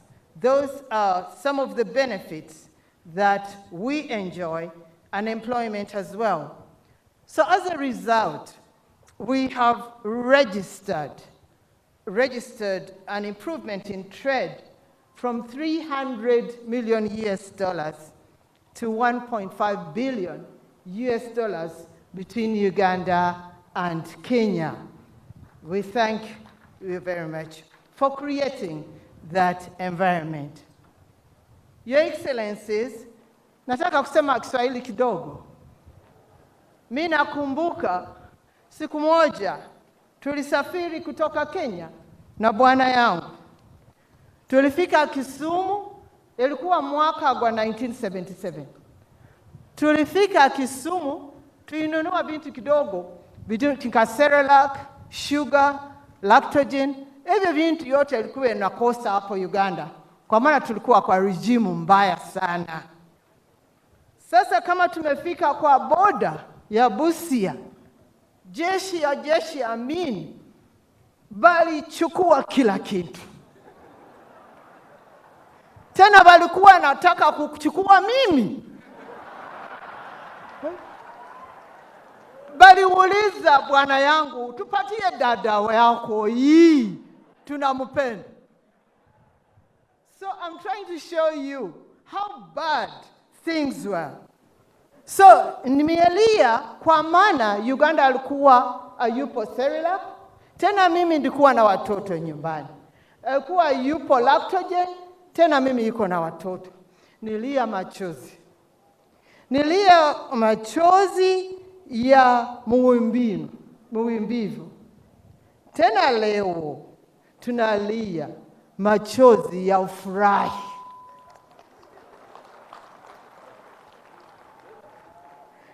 Ningependa kushuruka Mungu kutuwezesha kufika leo, kuona hii siku.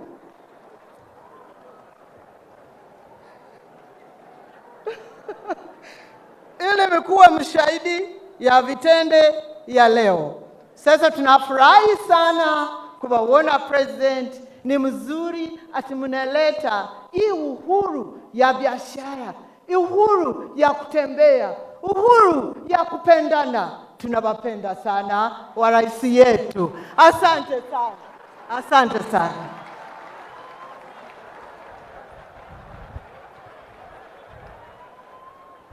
Mama yetu Minister of Trade, asante sana kwa Kiswahili yenye umeongelea sisi hapa leo. Asante, na tunajua that is the language that is supposed to be spoken by the East African community. I just want Your Excellency, before we invite the second deputy, to recognize Uganda Revenue Authority, who are going to man this station, and they are under the leadership of Henry Saka, the Acting Commissioner General. Karibu sana Uganda Revenue Authority. Your Excellency, we have also the chairman, LOC 5 Busia District, who is here with his whole council. We have the municipal councillors under the mayor of Busia municipality and all the sub-county chairpersons. Your Excellency, I want to take this opportunity to invite the Right Honorable Second Deputy Prime Minister and the Minister of East African Community, who is also the chairperson of the Council of Ministers for the East African Community Affairs. Karibu sana mzee wangu.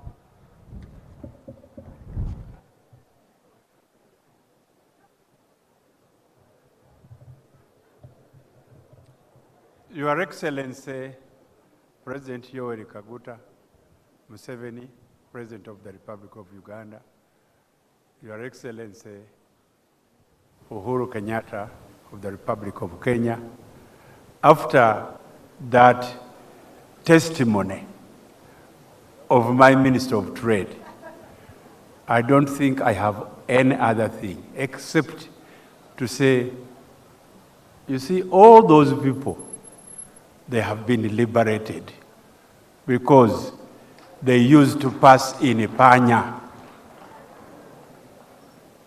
The president was not an exception. Before that, he had a lot of problems with his cross borders. For me, all these panyas around, I passed them several times because people had divided us, and it was a crime for us even to cross to brothers on either side. But now, thank you, we are liberated.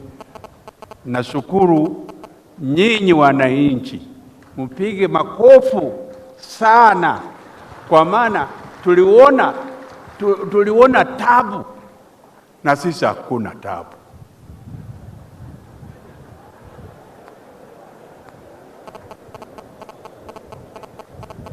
Na maneno ingine nataka kuelezea wa rais wetu. Nyinyi rais kabisa ya wananchi, kwa maana mnafanya kila kitu italeta furaha kwa watu. Na hii bodaboda ilianza hapa. Tulikuwa na panya hapa Busia. Kama tulikuwa tunaweza kutoroka kwa ile government, kwa hivyo tulifanya kwa bodaboda, tulifanya kwa panya. Sasa panya hakuna, na bodaboda imeisha endelea kwa East Africa nzema. Tulianza na gari, ibaskili, na sasa iko na pichipichi. So hii mkutano umeisha kuja hapa kufungua, mulituokoa kutoka kwa hiyo maneno mbali. Kwa hivyo hisi siku yangu, lakini wananchi mjue nyinyi haiwezi fanya kila kitu. Kwa hivyo tunapata au tunakuwa uwezo wetu watufanyie njia nzuri.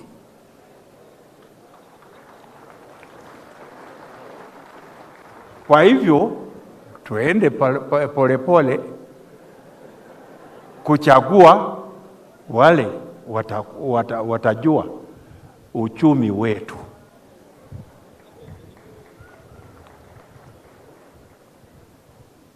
Na hivyo hawa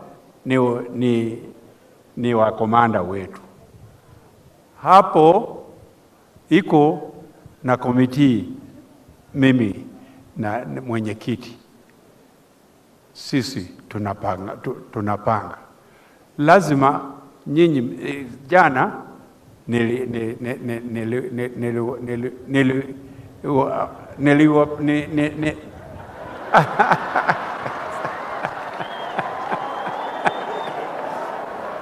nilionyesha hawa kwao, lakini watu wa Busia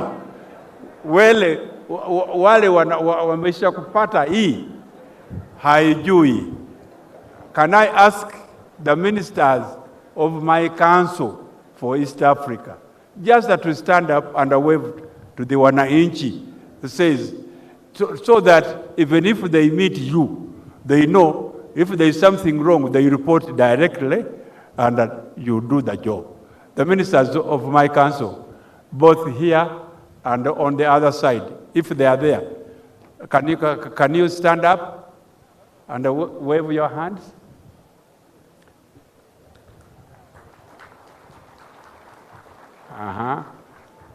Na hii ilikuwa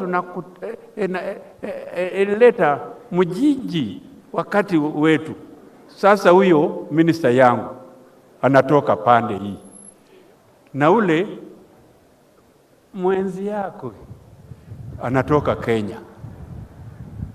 Owori alikuwa hapa na Modo Owori alikuwa huko, lakini sijui nani alisema watu pamoja wanatoka kwa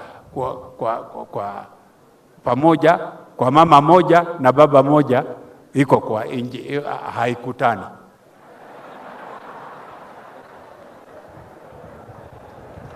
Kwa hivyo maneno ndogo hii kwa Kiswahili,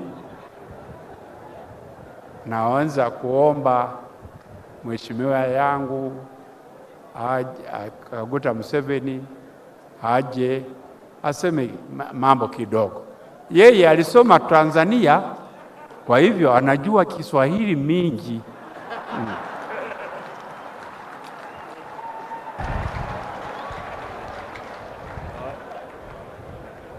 Hello, His Excellency Uhuru Kenyatta, the President of the Republic of Kenya, na ujumbe wako, tunawakaribisha hapa Busia, Uganda.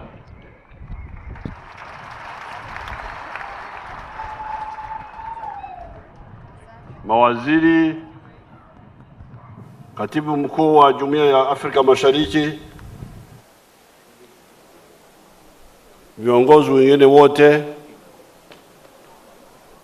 viongozi wa jimbo hili, upande wa Uganda na upande wa Kenya, na nyinyi wote wananchi wa Busia, mulio mtie, mwewale muno.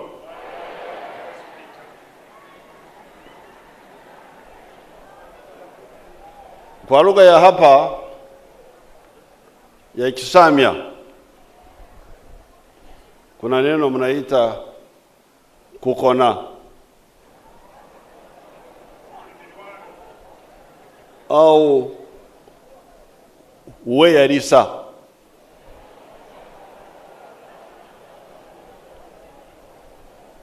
Wameniambia kwamba kwa Kiswahili hilo neno linamaanisha kulala. Afrika watu wamekuwa wamelala sana. Kwa lugha ya Kijisu wanasema hugona. Okwebaka. Abafrika babade bebase nnyo. Waafrika wakuwa wamelala. Sasa hii kitu tunafanya hapa leo inaonyesha kwamba Waafrika na wanaanza kutoka kwenye usingizi.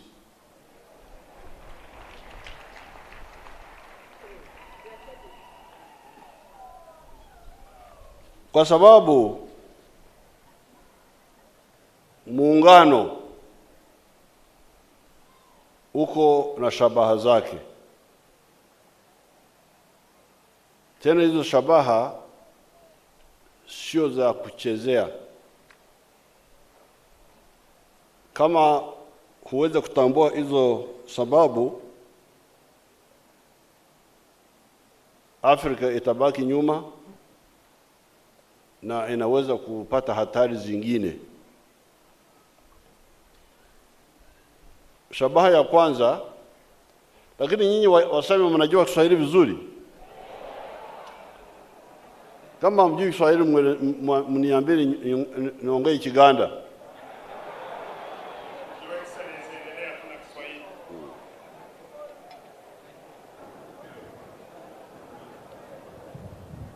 Shabaha ya kwanza ya kuunganisha nchi zetu, kuunganisha soko,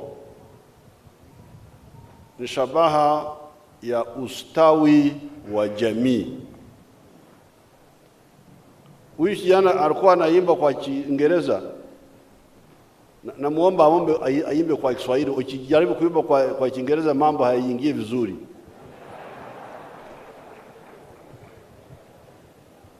Wale wazungu wanaimba kama mtu yuko karibu kufa.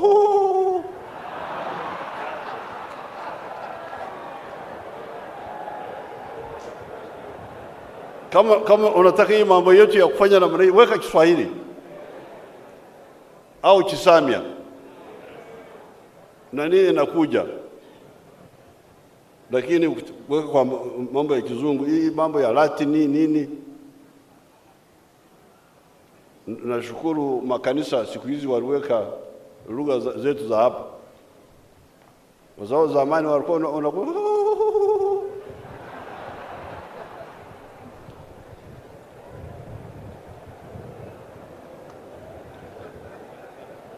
lakini siku hizi wameweka ngoma. Ukiingia kwenye kanisa unafikiri Mungu yuko hapo karibu.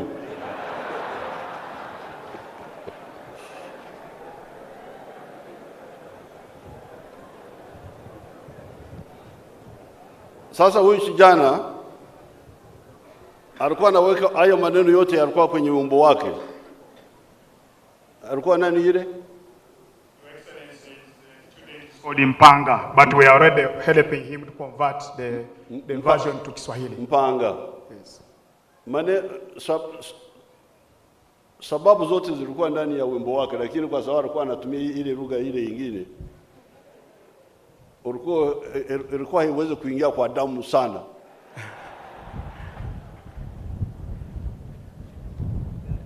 Sasa shabaha ya kwanza ni ustawi wa jamii kupitia kwa biashara ya bidhaa na huduma. Ustawi wa jamii kupitia kwa biashara ya bidhaa na huduma. Kwenye Kiingereza ustawi wa jamii wanaita prosperity. Prosperity. Abantu okubera obulungi. Sisi tunawaambia kwamba abantu okubera obulungi balina okuyita mu kutunda ebyamaguzi wamu n'obuweereza, okutuusako abantu obuweereza ne bakusasula. Biashara ya bidhaa na huduma, halafu watu wanakulipa, unaweza kuinua hali ya maisha yako.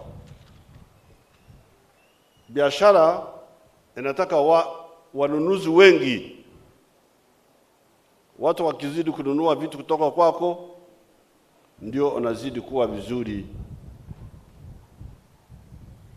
kwenye upande wa mapato. So hiki kituo cha hapa, shabaha yake ya kwanza ni kurahisisha biashara kusudi watu waweze kuuza bidhaa na kufanya biashara ya huduma kwa urahisi. Sababu ya pili ya kuunganisha nchi zetu ni usalama. Kama hatufanye pamoja, tunaweza kutawaliwa tena na watu wa nje mara nyingine. Kwa hiyo muungano, shabaha yake nyingine ni usalama. Sababu ya tatu ni undugu. Kwa sababu watu ambao ni ndugu wanakubali kutengana. Wasami wako hapa, Wasami wako kule. Wajaruo wakina Raila Odinga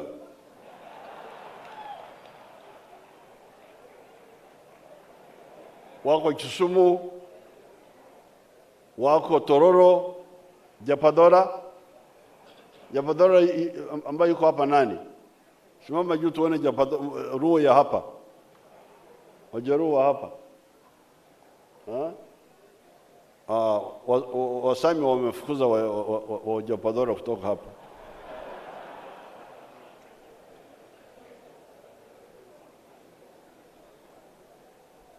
Mpaka Kongo unakuta Wajaruo,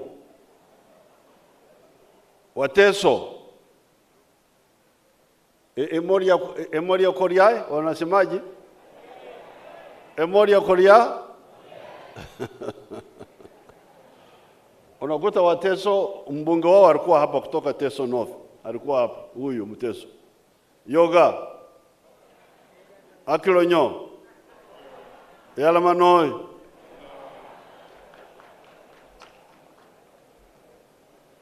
Wajaruo, Wateso, awa Wasamia ni pamoja na Waluya.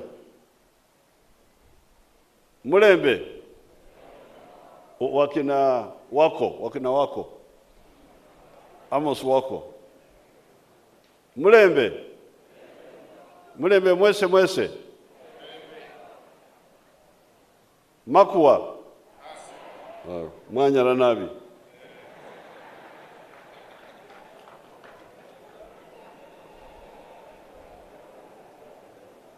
Au wote mpaka yote naweza kwenda Koromojo, wapi, Teso, Sebei.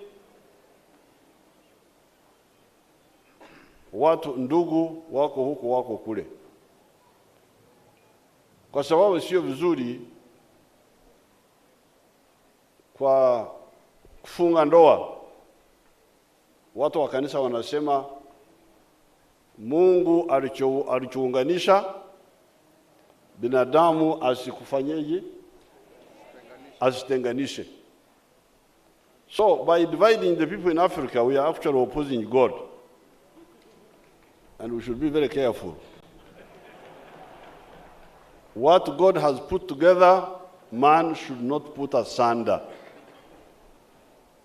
Mungu ndiye alisema kwamba tuwe na Wasamia hapa. Tangu zamani mnazungumzia hao wakina Awori wa leo. Hata wakati ule James Osogo, wale wa zamani, James Osogo, Samuel Daka, hao wazee wa zamani walikuwa na Wasamia huko, Wasamia kule. Waluya, Kasakala, Masinde Muliro, hao wote tunawajua, wazee. Wakoli pande huu. Nimeona kijana wa Marwa. Nimeona hapa kijana wa Marwa. Kijana wa Marwa nimeona hapa alikuwa upande ule. Kijana wa Marwa. Kwa hiyo sababu ya tatu ya kuunganisha nchi zetu ni undugu. Ya kwanza ustawi wa jamii. Ya pili usalama. Ya tatu undugu. Hizo ndizo sababu hatuko hapa kwenye mambo ya disco, kuja kucheza ngoma. Tumekuja hapa kwa sababu muhimu sana, na lazima mjue sababu hizo, sio kuja tu oye. No. Kuna sababu gani? Sababu ya 4 ni kuhifadhi mali asili Mungu aliyotupatia vizuri. Huyu governor inaonekana alikuwa anaiba samaki zangu huyu.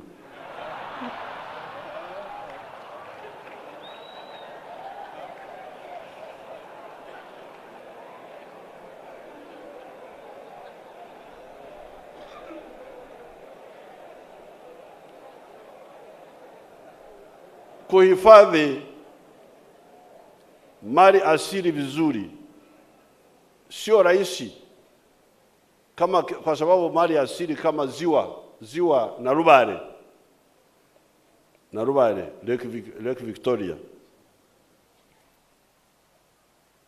Kwa kule tunaita Narubare, lakini wazungu walisema ni Victoria.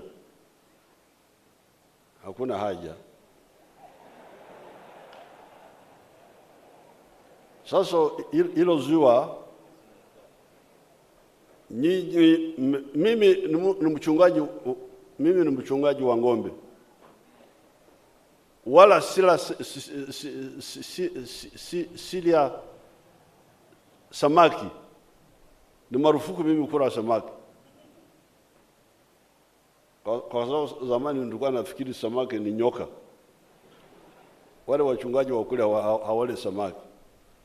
Lakini tangu zamani nilikuwa naona watu wetu ambao wako karibu na kule wanavua samaki. Watu wa Rakai, Wakochi, Baganda walikuwa wanavua samaki. Nikajua kwamba samaki ni muhimu kwa baadhi ya watu wetu. Wakati niliingia serikalini, nikajenga kiwanda cha kutengeneza samaki Jinja.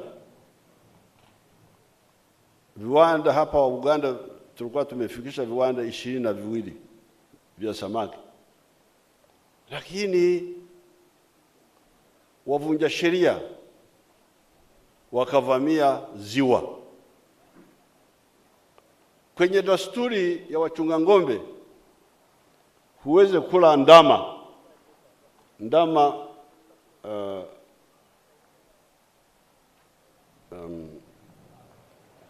the female one. The female one, yes. Huweze kula wanaita enyena. Wale wachunga ng'ombe ni marufuku kula ndama ya kike, kwa sababu wanajua kwamba kwenye ndama ndio ng'ombe kuu zitatoka. Sasa hapa nyinyi Wasamia mmevunja desturi yenu, mnakula ndama za samaki.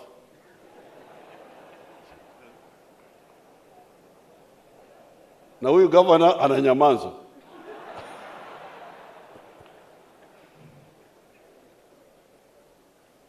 Mimi kwanza niliachia idara ya uvuvi kwa sababu ni wataalamu. Nilikuwa nafikiri wataokoa ziwa. Wapi? Samaki imekwisha kwenye ziwa. Kwa hiyo basi nikasema wacha nitumie mbinu zangu za zamani za polini, kama tulivyokabidhiana na Idi Amin, tukabidhiana na hawa wavunja sheria. Sasa nasikia kwamba samaki zimeanza kurudi kwenye ziwa. Ni kweli au sio kweli? Ni kweli? Nyinyi Wasamia munielezee. Yes. Samaki zimeanza kurudi. Inawezekana askari wanaweza kufanya makosa yao, kwa sababu hao askari sio watu sio watu sio polisi, sio nini. Hii sio kazi yao. Kazi ya kufukuza watu ambao wanaiba samaki sio kazi ya mwanajeshi. Lakini kwa sababu ya rushwa, corruption ya polisi,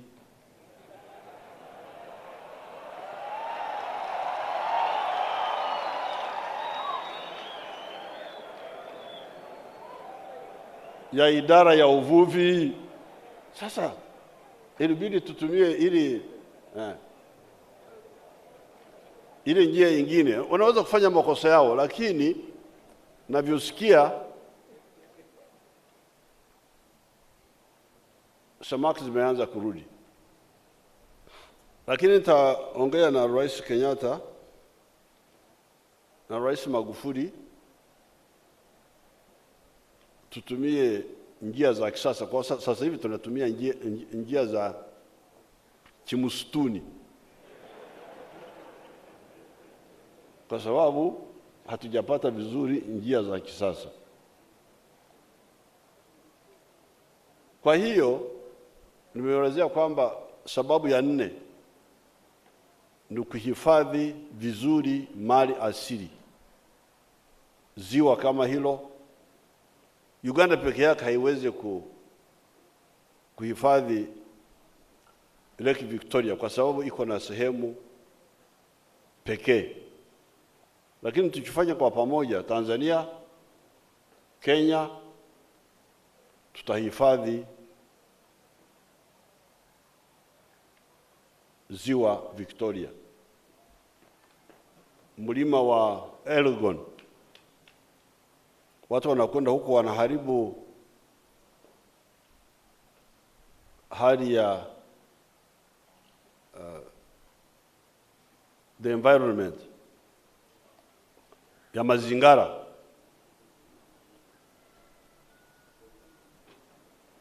Eti wanatafuta malewa wagisu wetu kule. Malewa, kwa nini unakata miti? Kwa nini unalima kwenye chemchemu za maji? So hizo ndizo sababu lazima sisi wote tuunge mkono muungano wa Afrika Mashariki na Afrika kwa jumla. Hii kituo cha hapa bado kuna vitu ambavyo vinakosa. Tunataka waweke X-ray, vyuma vya kupiga picha ndani ya gari bila kufungua. Hii mambo ya fungua, hii mambo ya hali ya duni. Nilikuwa napitisha hapa bunduki wakati napigana na Idi Amin. Walikuwa hawezi kujua hawa ni mavazi tu, unaona wamevaa customs, sijui nini, immigration, hakuna hao watu. Nilipitisha bunduki mara nyingi hapa. Kwa hiyo lazima sio majengo peke yake. Your Excellency, trademark and the High Commissioner, I'm telling these people in our language that I used to smuggle machine guns through this border here, and all sorts of ammo. They couldn't know that I was smuggling weapons, because they needed better equipment. So I was telling them that they should have scanners for the big trucks, scanners for tutumie vitu vya kisasa kuweza kuona vitu gani vinapita kwenye hiki kituo. Vile kwenye maji, Governor, don't worry, if I speak with His Excellency Uhuru, we are working to put monitoring stations, radar stations on the surface radar to see all these boats on this lake automatically, so that we don't have to depend on these soldiers who are chasing waizi wa samaki. But because we don't have those modern methods yet, but then we must agree on the minimum size of the boats, because the radar may not see this very small. We should have a Lake Victoria monitoring plan. This one of the World Bank, which I saw, nukula pesa tu. This is nothing, just what we need eyes to see what's happening on the lake all the time. Eyes, through the radar, through the radars. And we need eyes here to scan what is going on here. Eyes. If you don't have eyes, you cannot know what is happening. And if somebody gives you, does everything else except to give you eyes, then you need to do more by yourself. So, now I want to thank Trademark East Africa, kwa sababu hawajui Kiswahili, lazima niwashukuru kwa. Mnaruhusu niwashukuru kwa Kiingereza?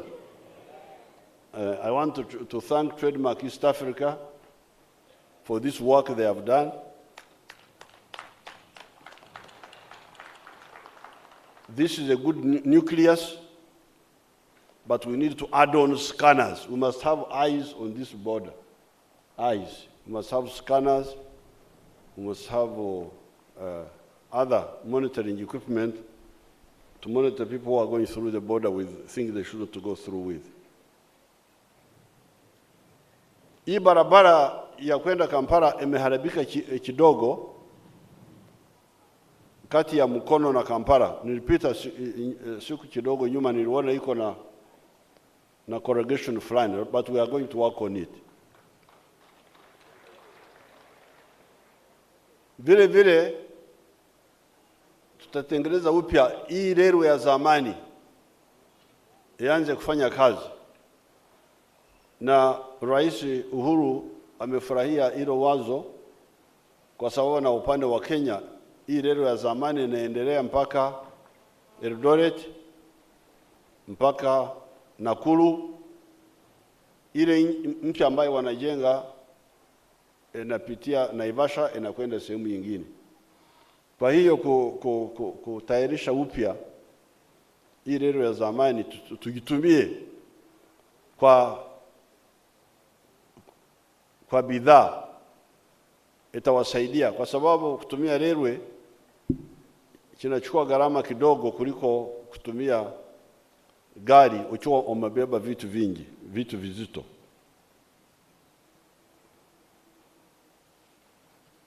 So nimefurahi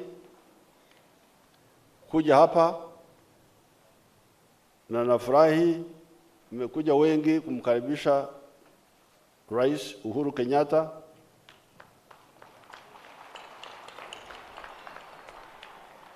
Na ujumbe wake. The Honorable Julius Maganda, arubana wa councillors wetu, wanataka kuonekana councillors, district councillors wa Busia, muje hapa mbele waone, wanataka na council yako, muje hapa mbele waone.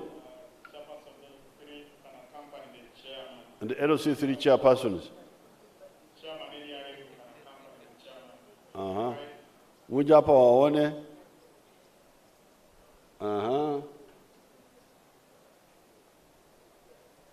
Wale wa municipal council, Mayor Busia municipality. Nataka kuwashukuru watu wa Busia. Chairpersons, LOC, NRM, sub-counties, you can accompany chairman NRM. Safari hii mpelekea watu wazuri. Huyu Macho, kwa municipality mlitoa yule msichana mwingine, alikuwa nani yule? Was Taka Kevina. Taka Kevina. Na washukuru.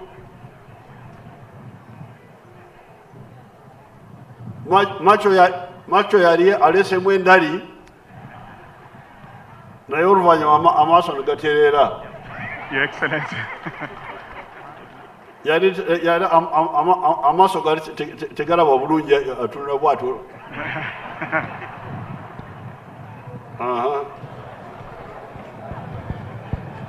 Yule mbunge msichana amaso gara babulunje. Omwala Your Excellency, we are trying to put right the glasses so that she can see better. but she's a part of us. We know in the future we shall work to deliver the district and the country. Mwebale muno abasamya abakulembeze mu lusamya tubayita batya? Abemeresi. Abemeresi mwebale muno. Mwebale Your Excellency. Mugende mtuule mwebale. So Your Excellency, come and give advice to these people of Uganda and Kenya who are here. Thank you very much.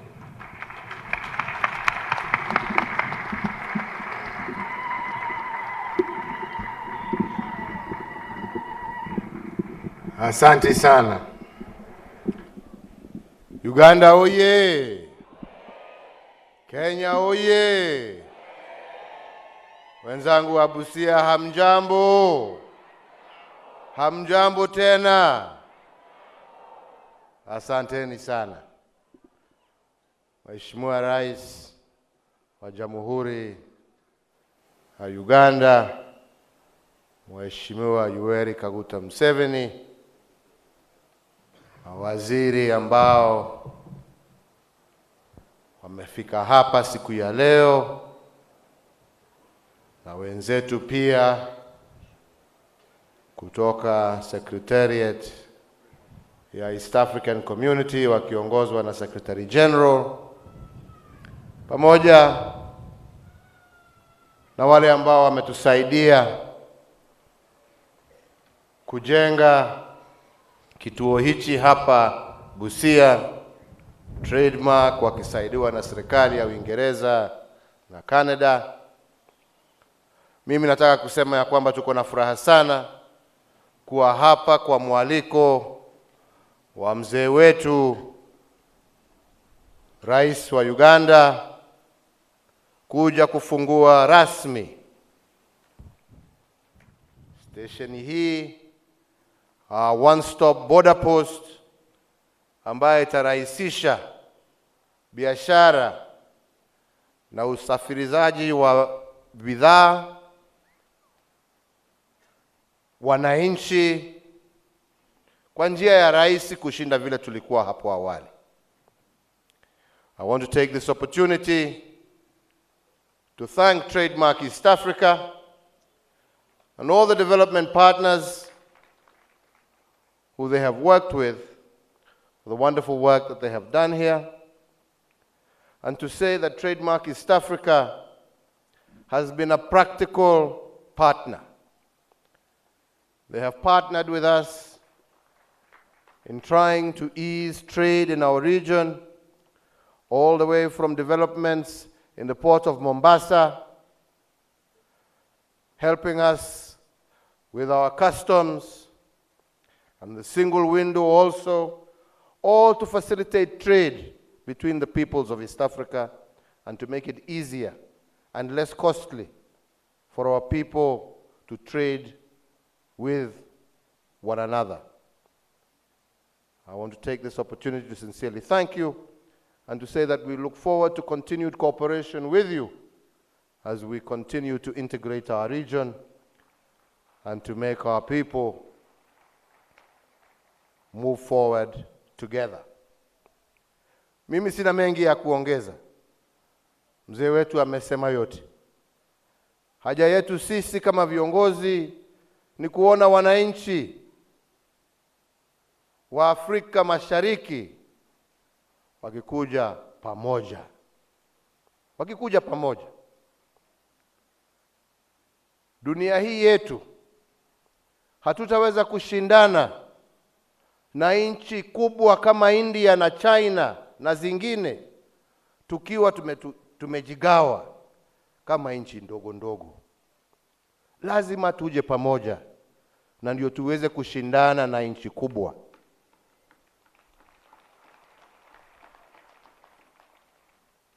Tumesema sana ya kwamba kutoka zamani za kale watu walikuwa pamoja. Sasa wenzetu sisi hapa mkiwa wa Samia, ndugu zenu wako Uganda, wako Kenya, wengine wako hapa. Ukiambiwa kuna mpaka uliwekwa hapa na mzungu, ati lazima utoe passport hapo ama utoe kitambulisho na unaenda kuona mama yako, unaenda kuona ndugu yako, unaenda kuona dada yako. Kweli hapo kuna haki? Kuna haki. Na sio mpaka wa Muafrika, ni mpaka wa mzungu. Mzungu ambaye hakuelewa, yeye alikuwa anachora tu map vile anataka, kulingana na vile walikuwa wanataka kunyakua mali ya Waafrika, wakigawanya dunia hii. Na ndipo mimi nilisema ya kwamba haswa kwa wananchi wa Uganda, Tanzania, Rwanda na Burundi, mimi nikasema wakati niliapishwa ya kwamba tuwataka kuhakikisha ya kwamba wananchi wa nchi hizo wataweza kutembea Kenya bila kuulizwa chochote, wafanye biashara yao,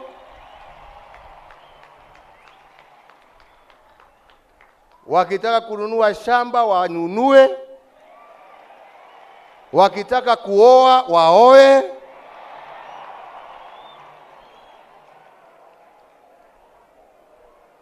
kwa sababu sisi ni watu moja na tunataka kuishi pamoja.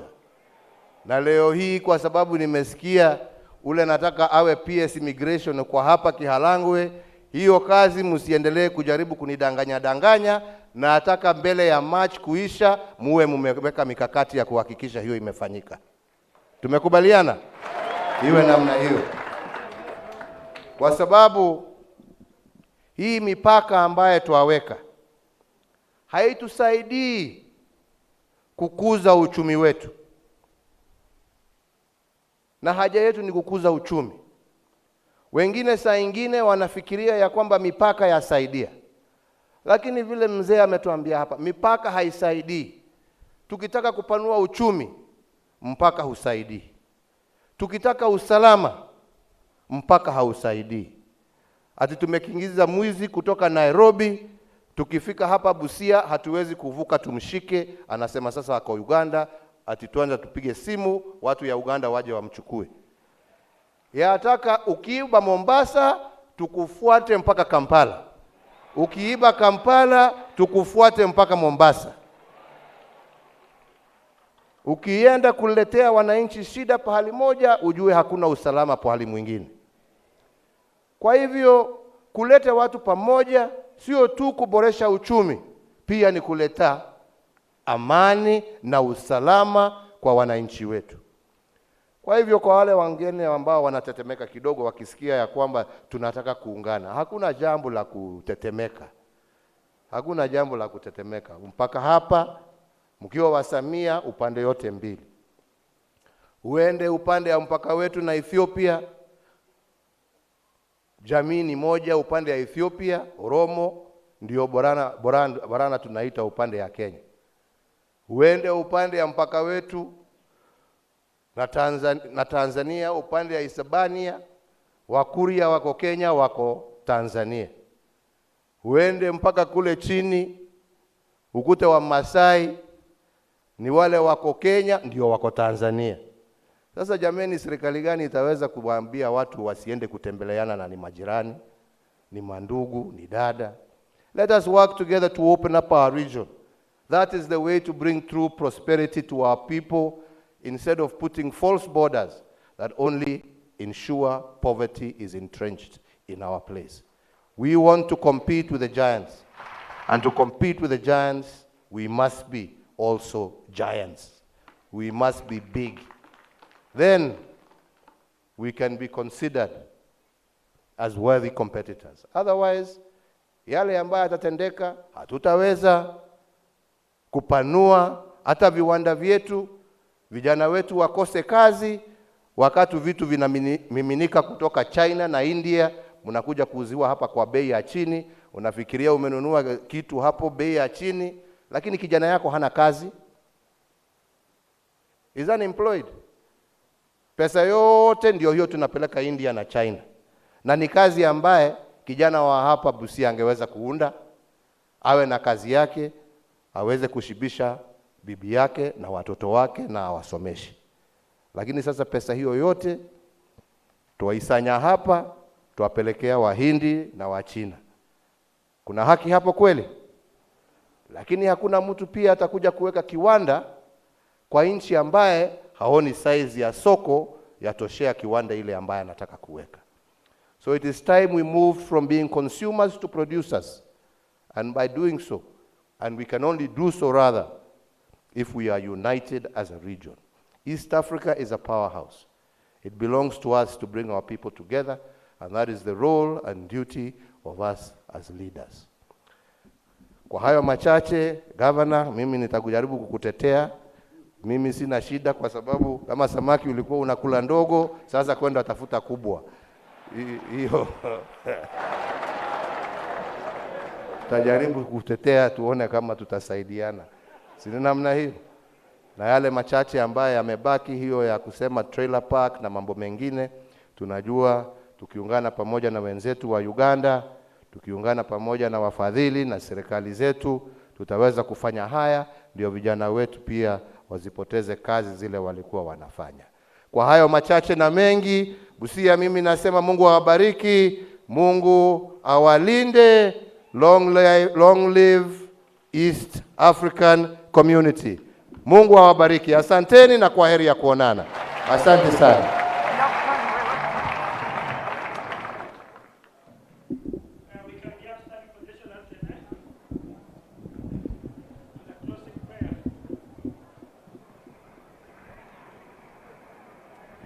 Let's be silent.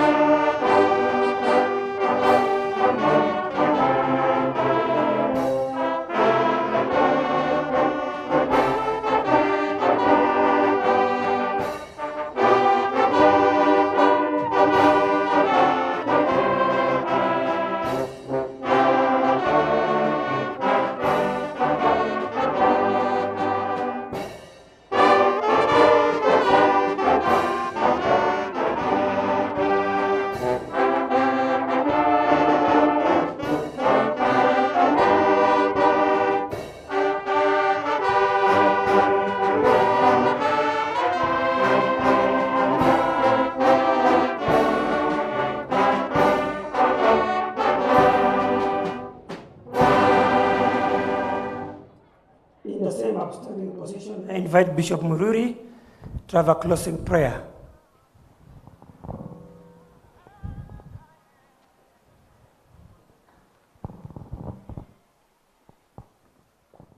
Thank you.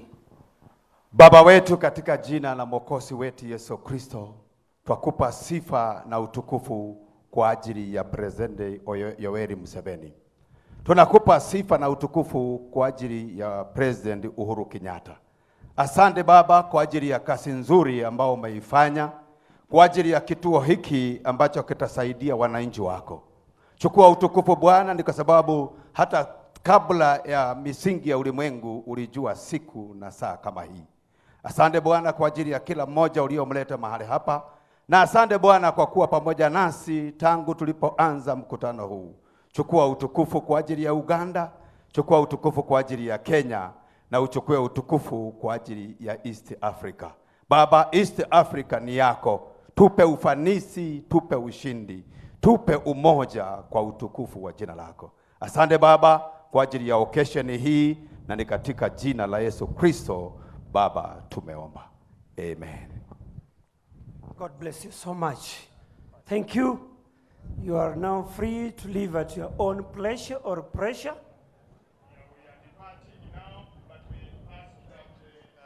We want to thank their excellencies President Yoweri Museveni and President Uhuru Kenyatta on this day. The border post has actually been commissioned here. Earlier alone we saw the two presidents doing it in Kenya, and of course now doing it here.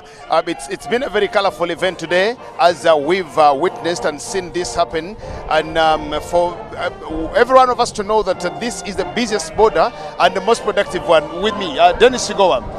Tumewaona tangu asubuhi. We've had so much testimony and of course very many good things. What do you have to tell the people in summary about what has actually been here? First and foremost, I think it has been a very interesting or a very beautiful event, and there were some highlights, and one of the highlights is something that touched my heart.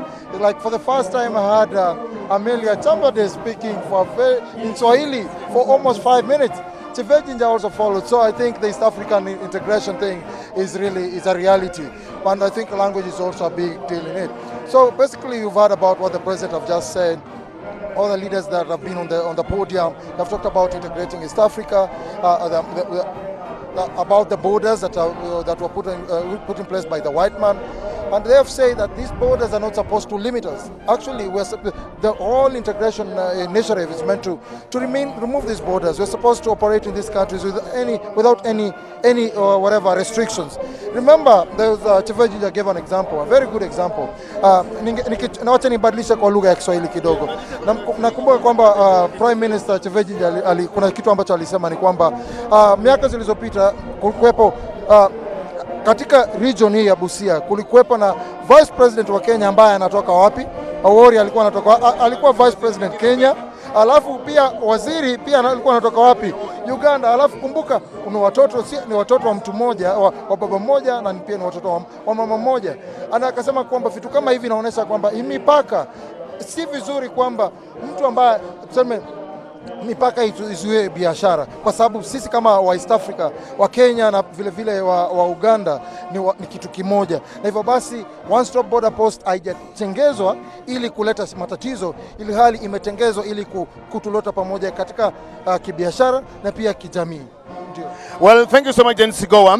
The presidents here have actually commissioned this border post today, as you have seen and been part of what has happened here. It's one of those very many programs that has been sponsored and supported by different development partners, especially Trademark East Africa, for what they've done. But one of the things here that the president talked about was to ensure that our natural resources, for example, Lake Victoria, to ensure that we preserve and conserve Lake Victoria, because it benefits all of us, to ensure that it actually continues to raise for us more revenue, and of course much more entertainment as it can be, rather revenue, and much more for economy. We want to thank you so much for just being part of us here. Finally, to Ambinini.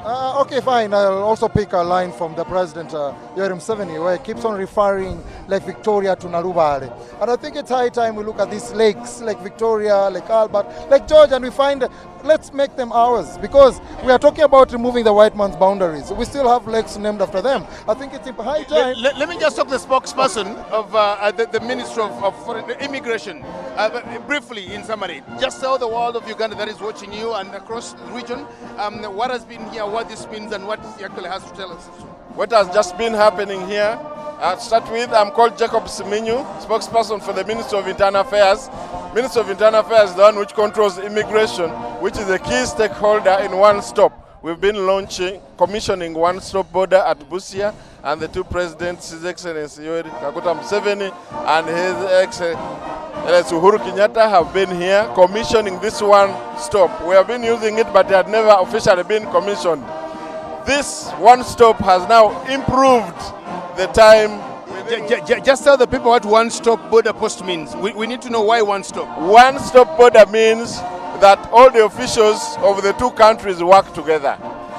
Uganda immigration sits with Kenya immigration, and Kenya immigration sits with Uganda immigration.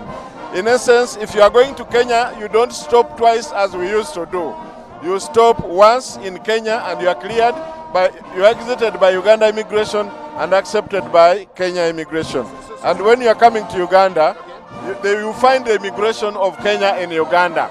So we work together, we reduce the amount of time we use to clear, and we improve in decision making, and also people have now enjoyed this service, and travel has increased, and Ugandans are enjoying all these fruits. Thank you so much, Mr. Jacob Simiyu. Jacob Simiyu is a spokesperson of the Ministry of Internal Affairs and also Immigration, because remember, Ministry of Internal Affairs is much in charge of immigration here, the movement of people and goods and all the things. We want to thank you so much for being part of the broadcast here.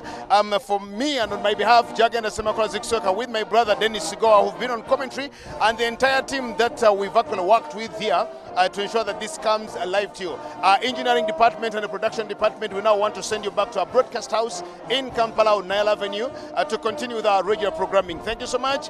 God bless Uganda. God bless East Africa.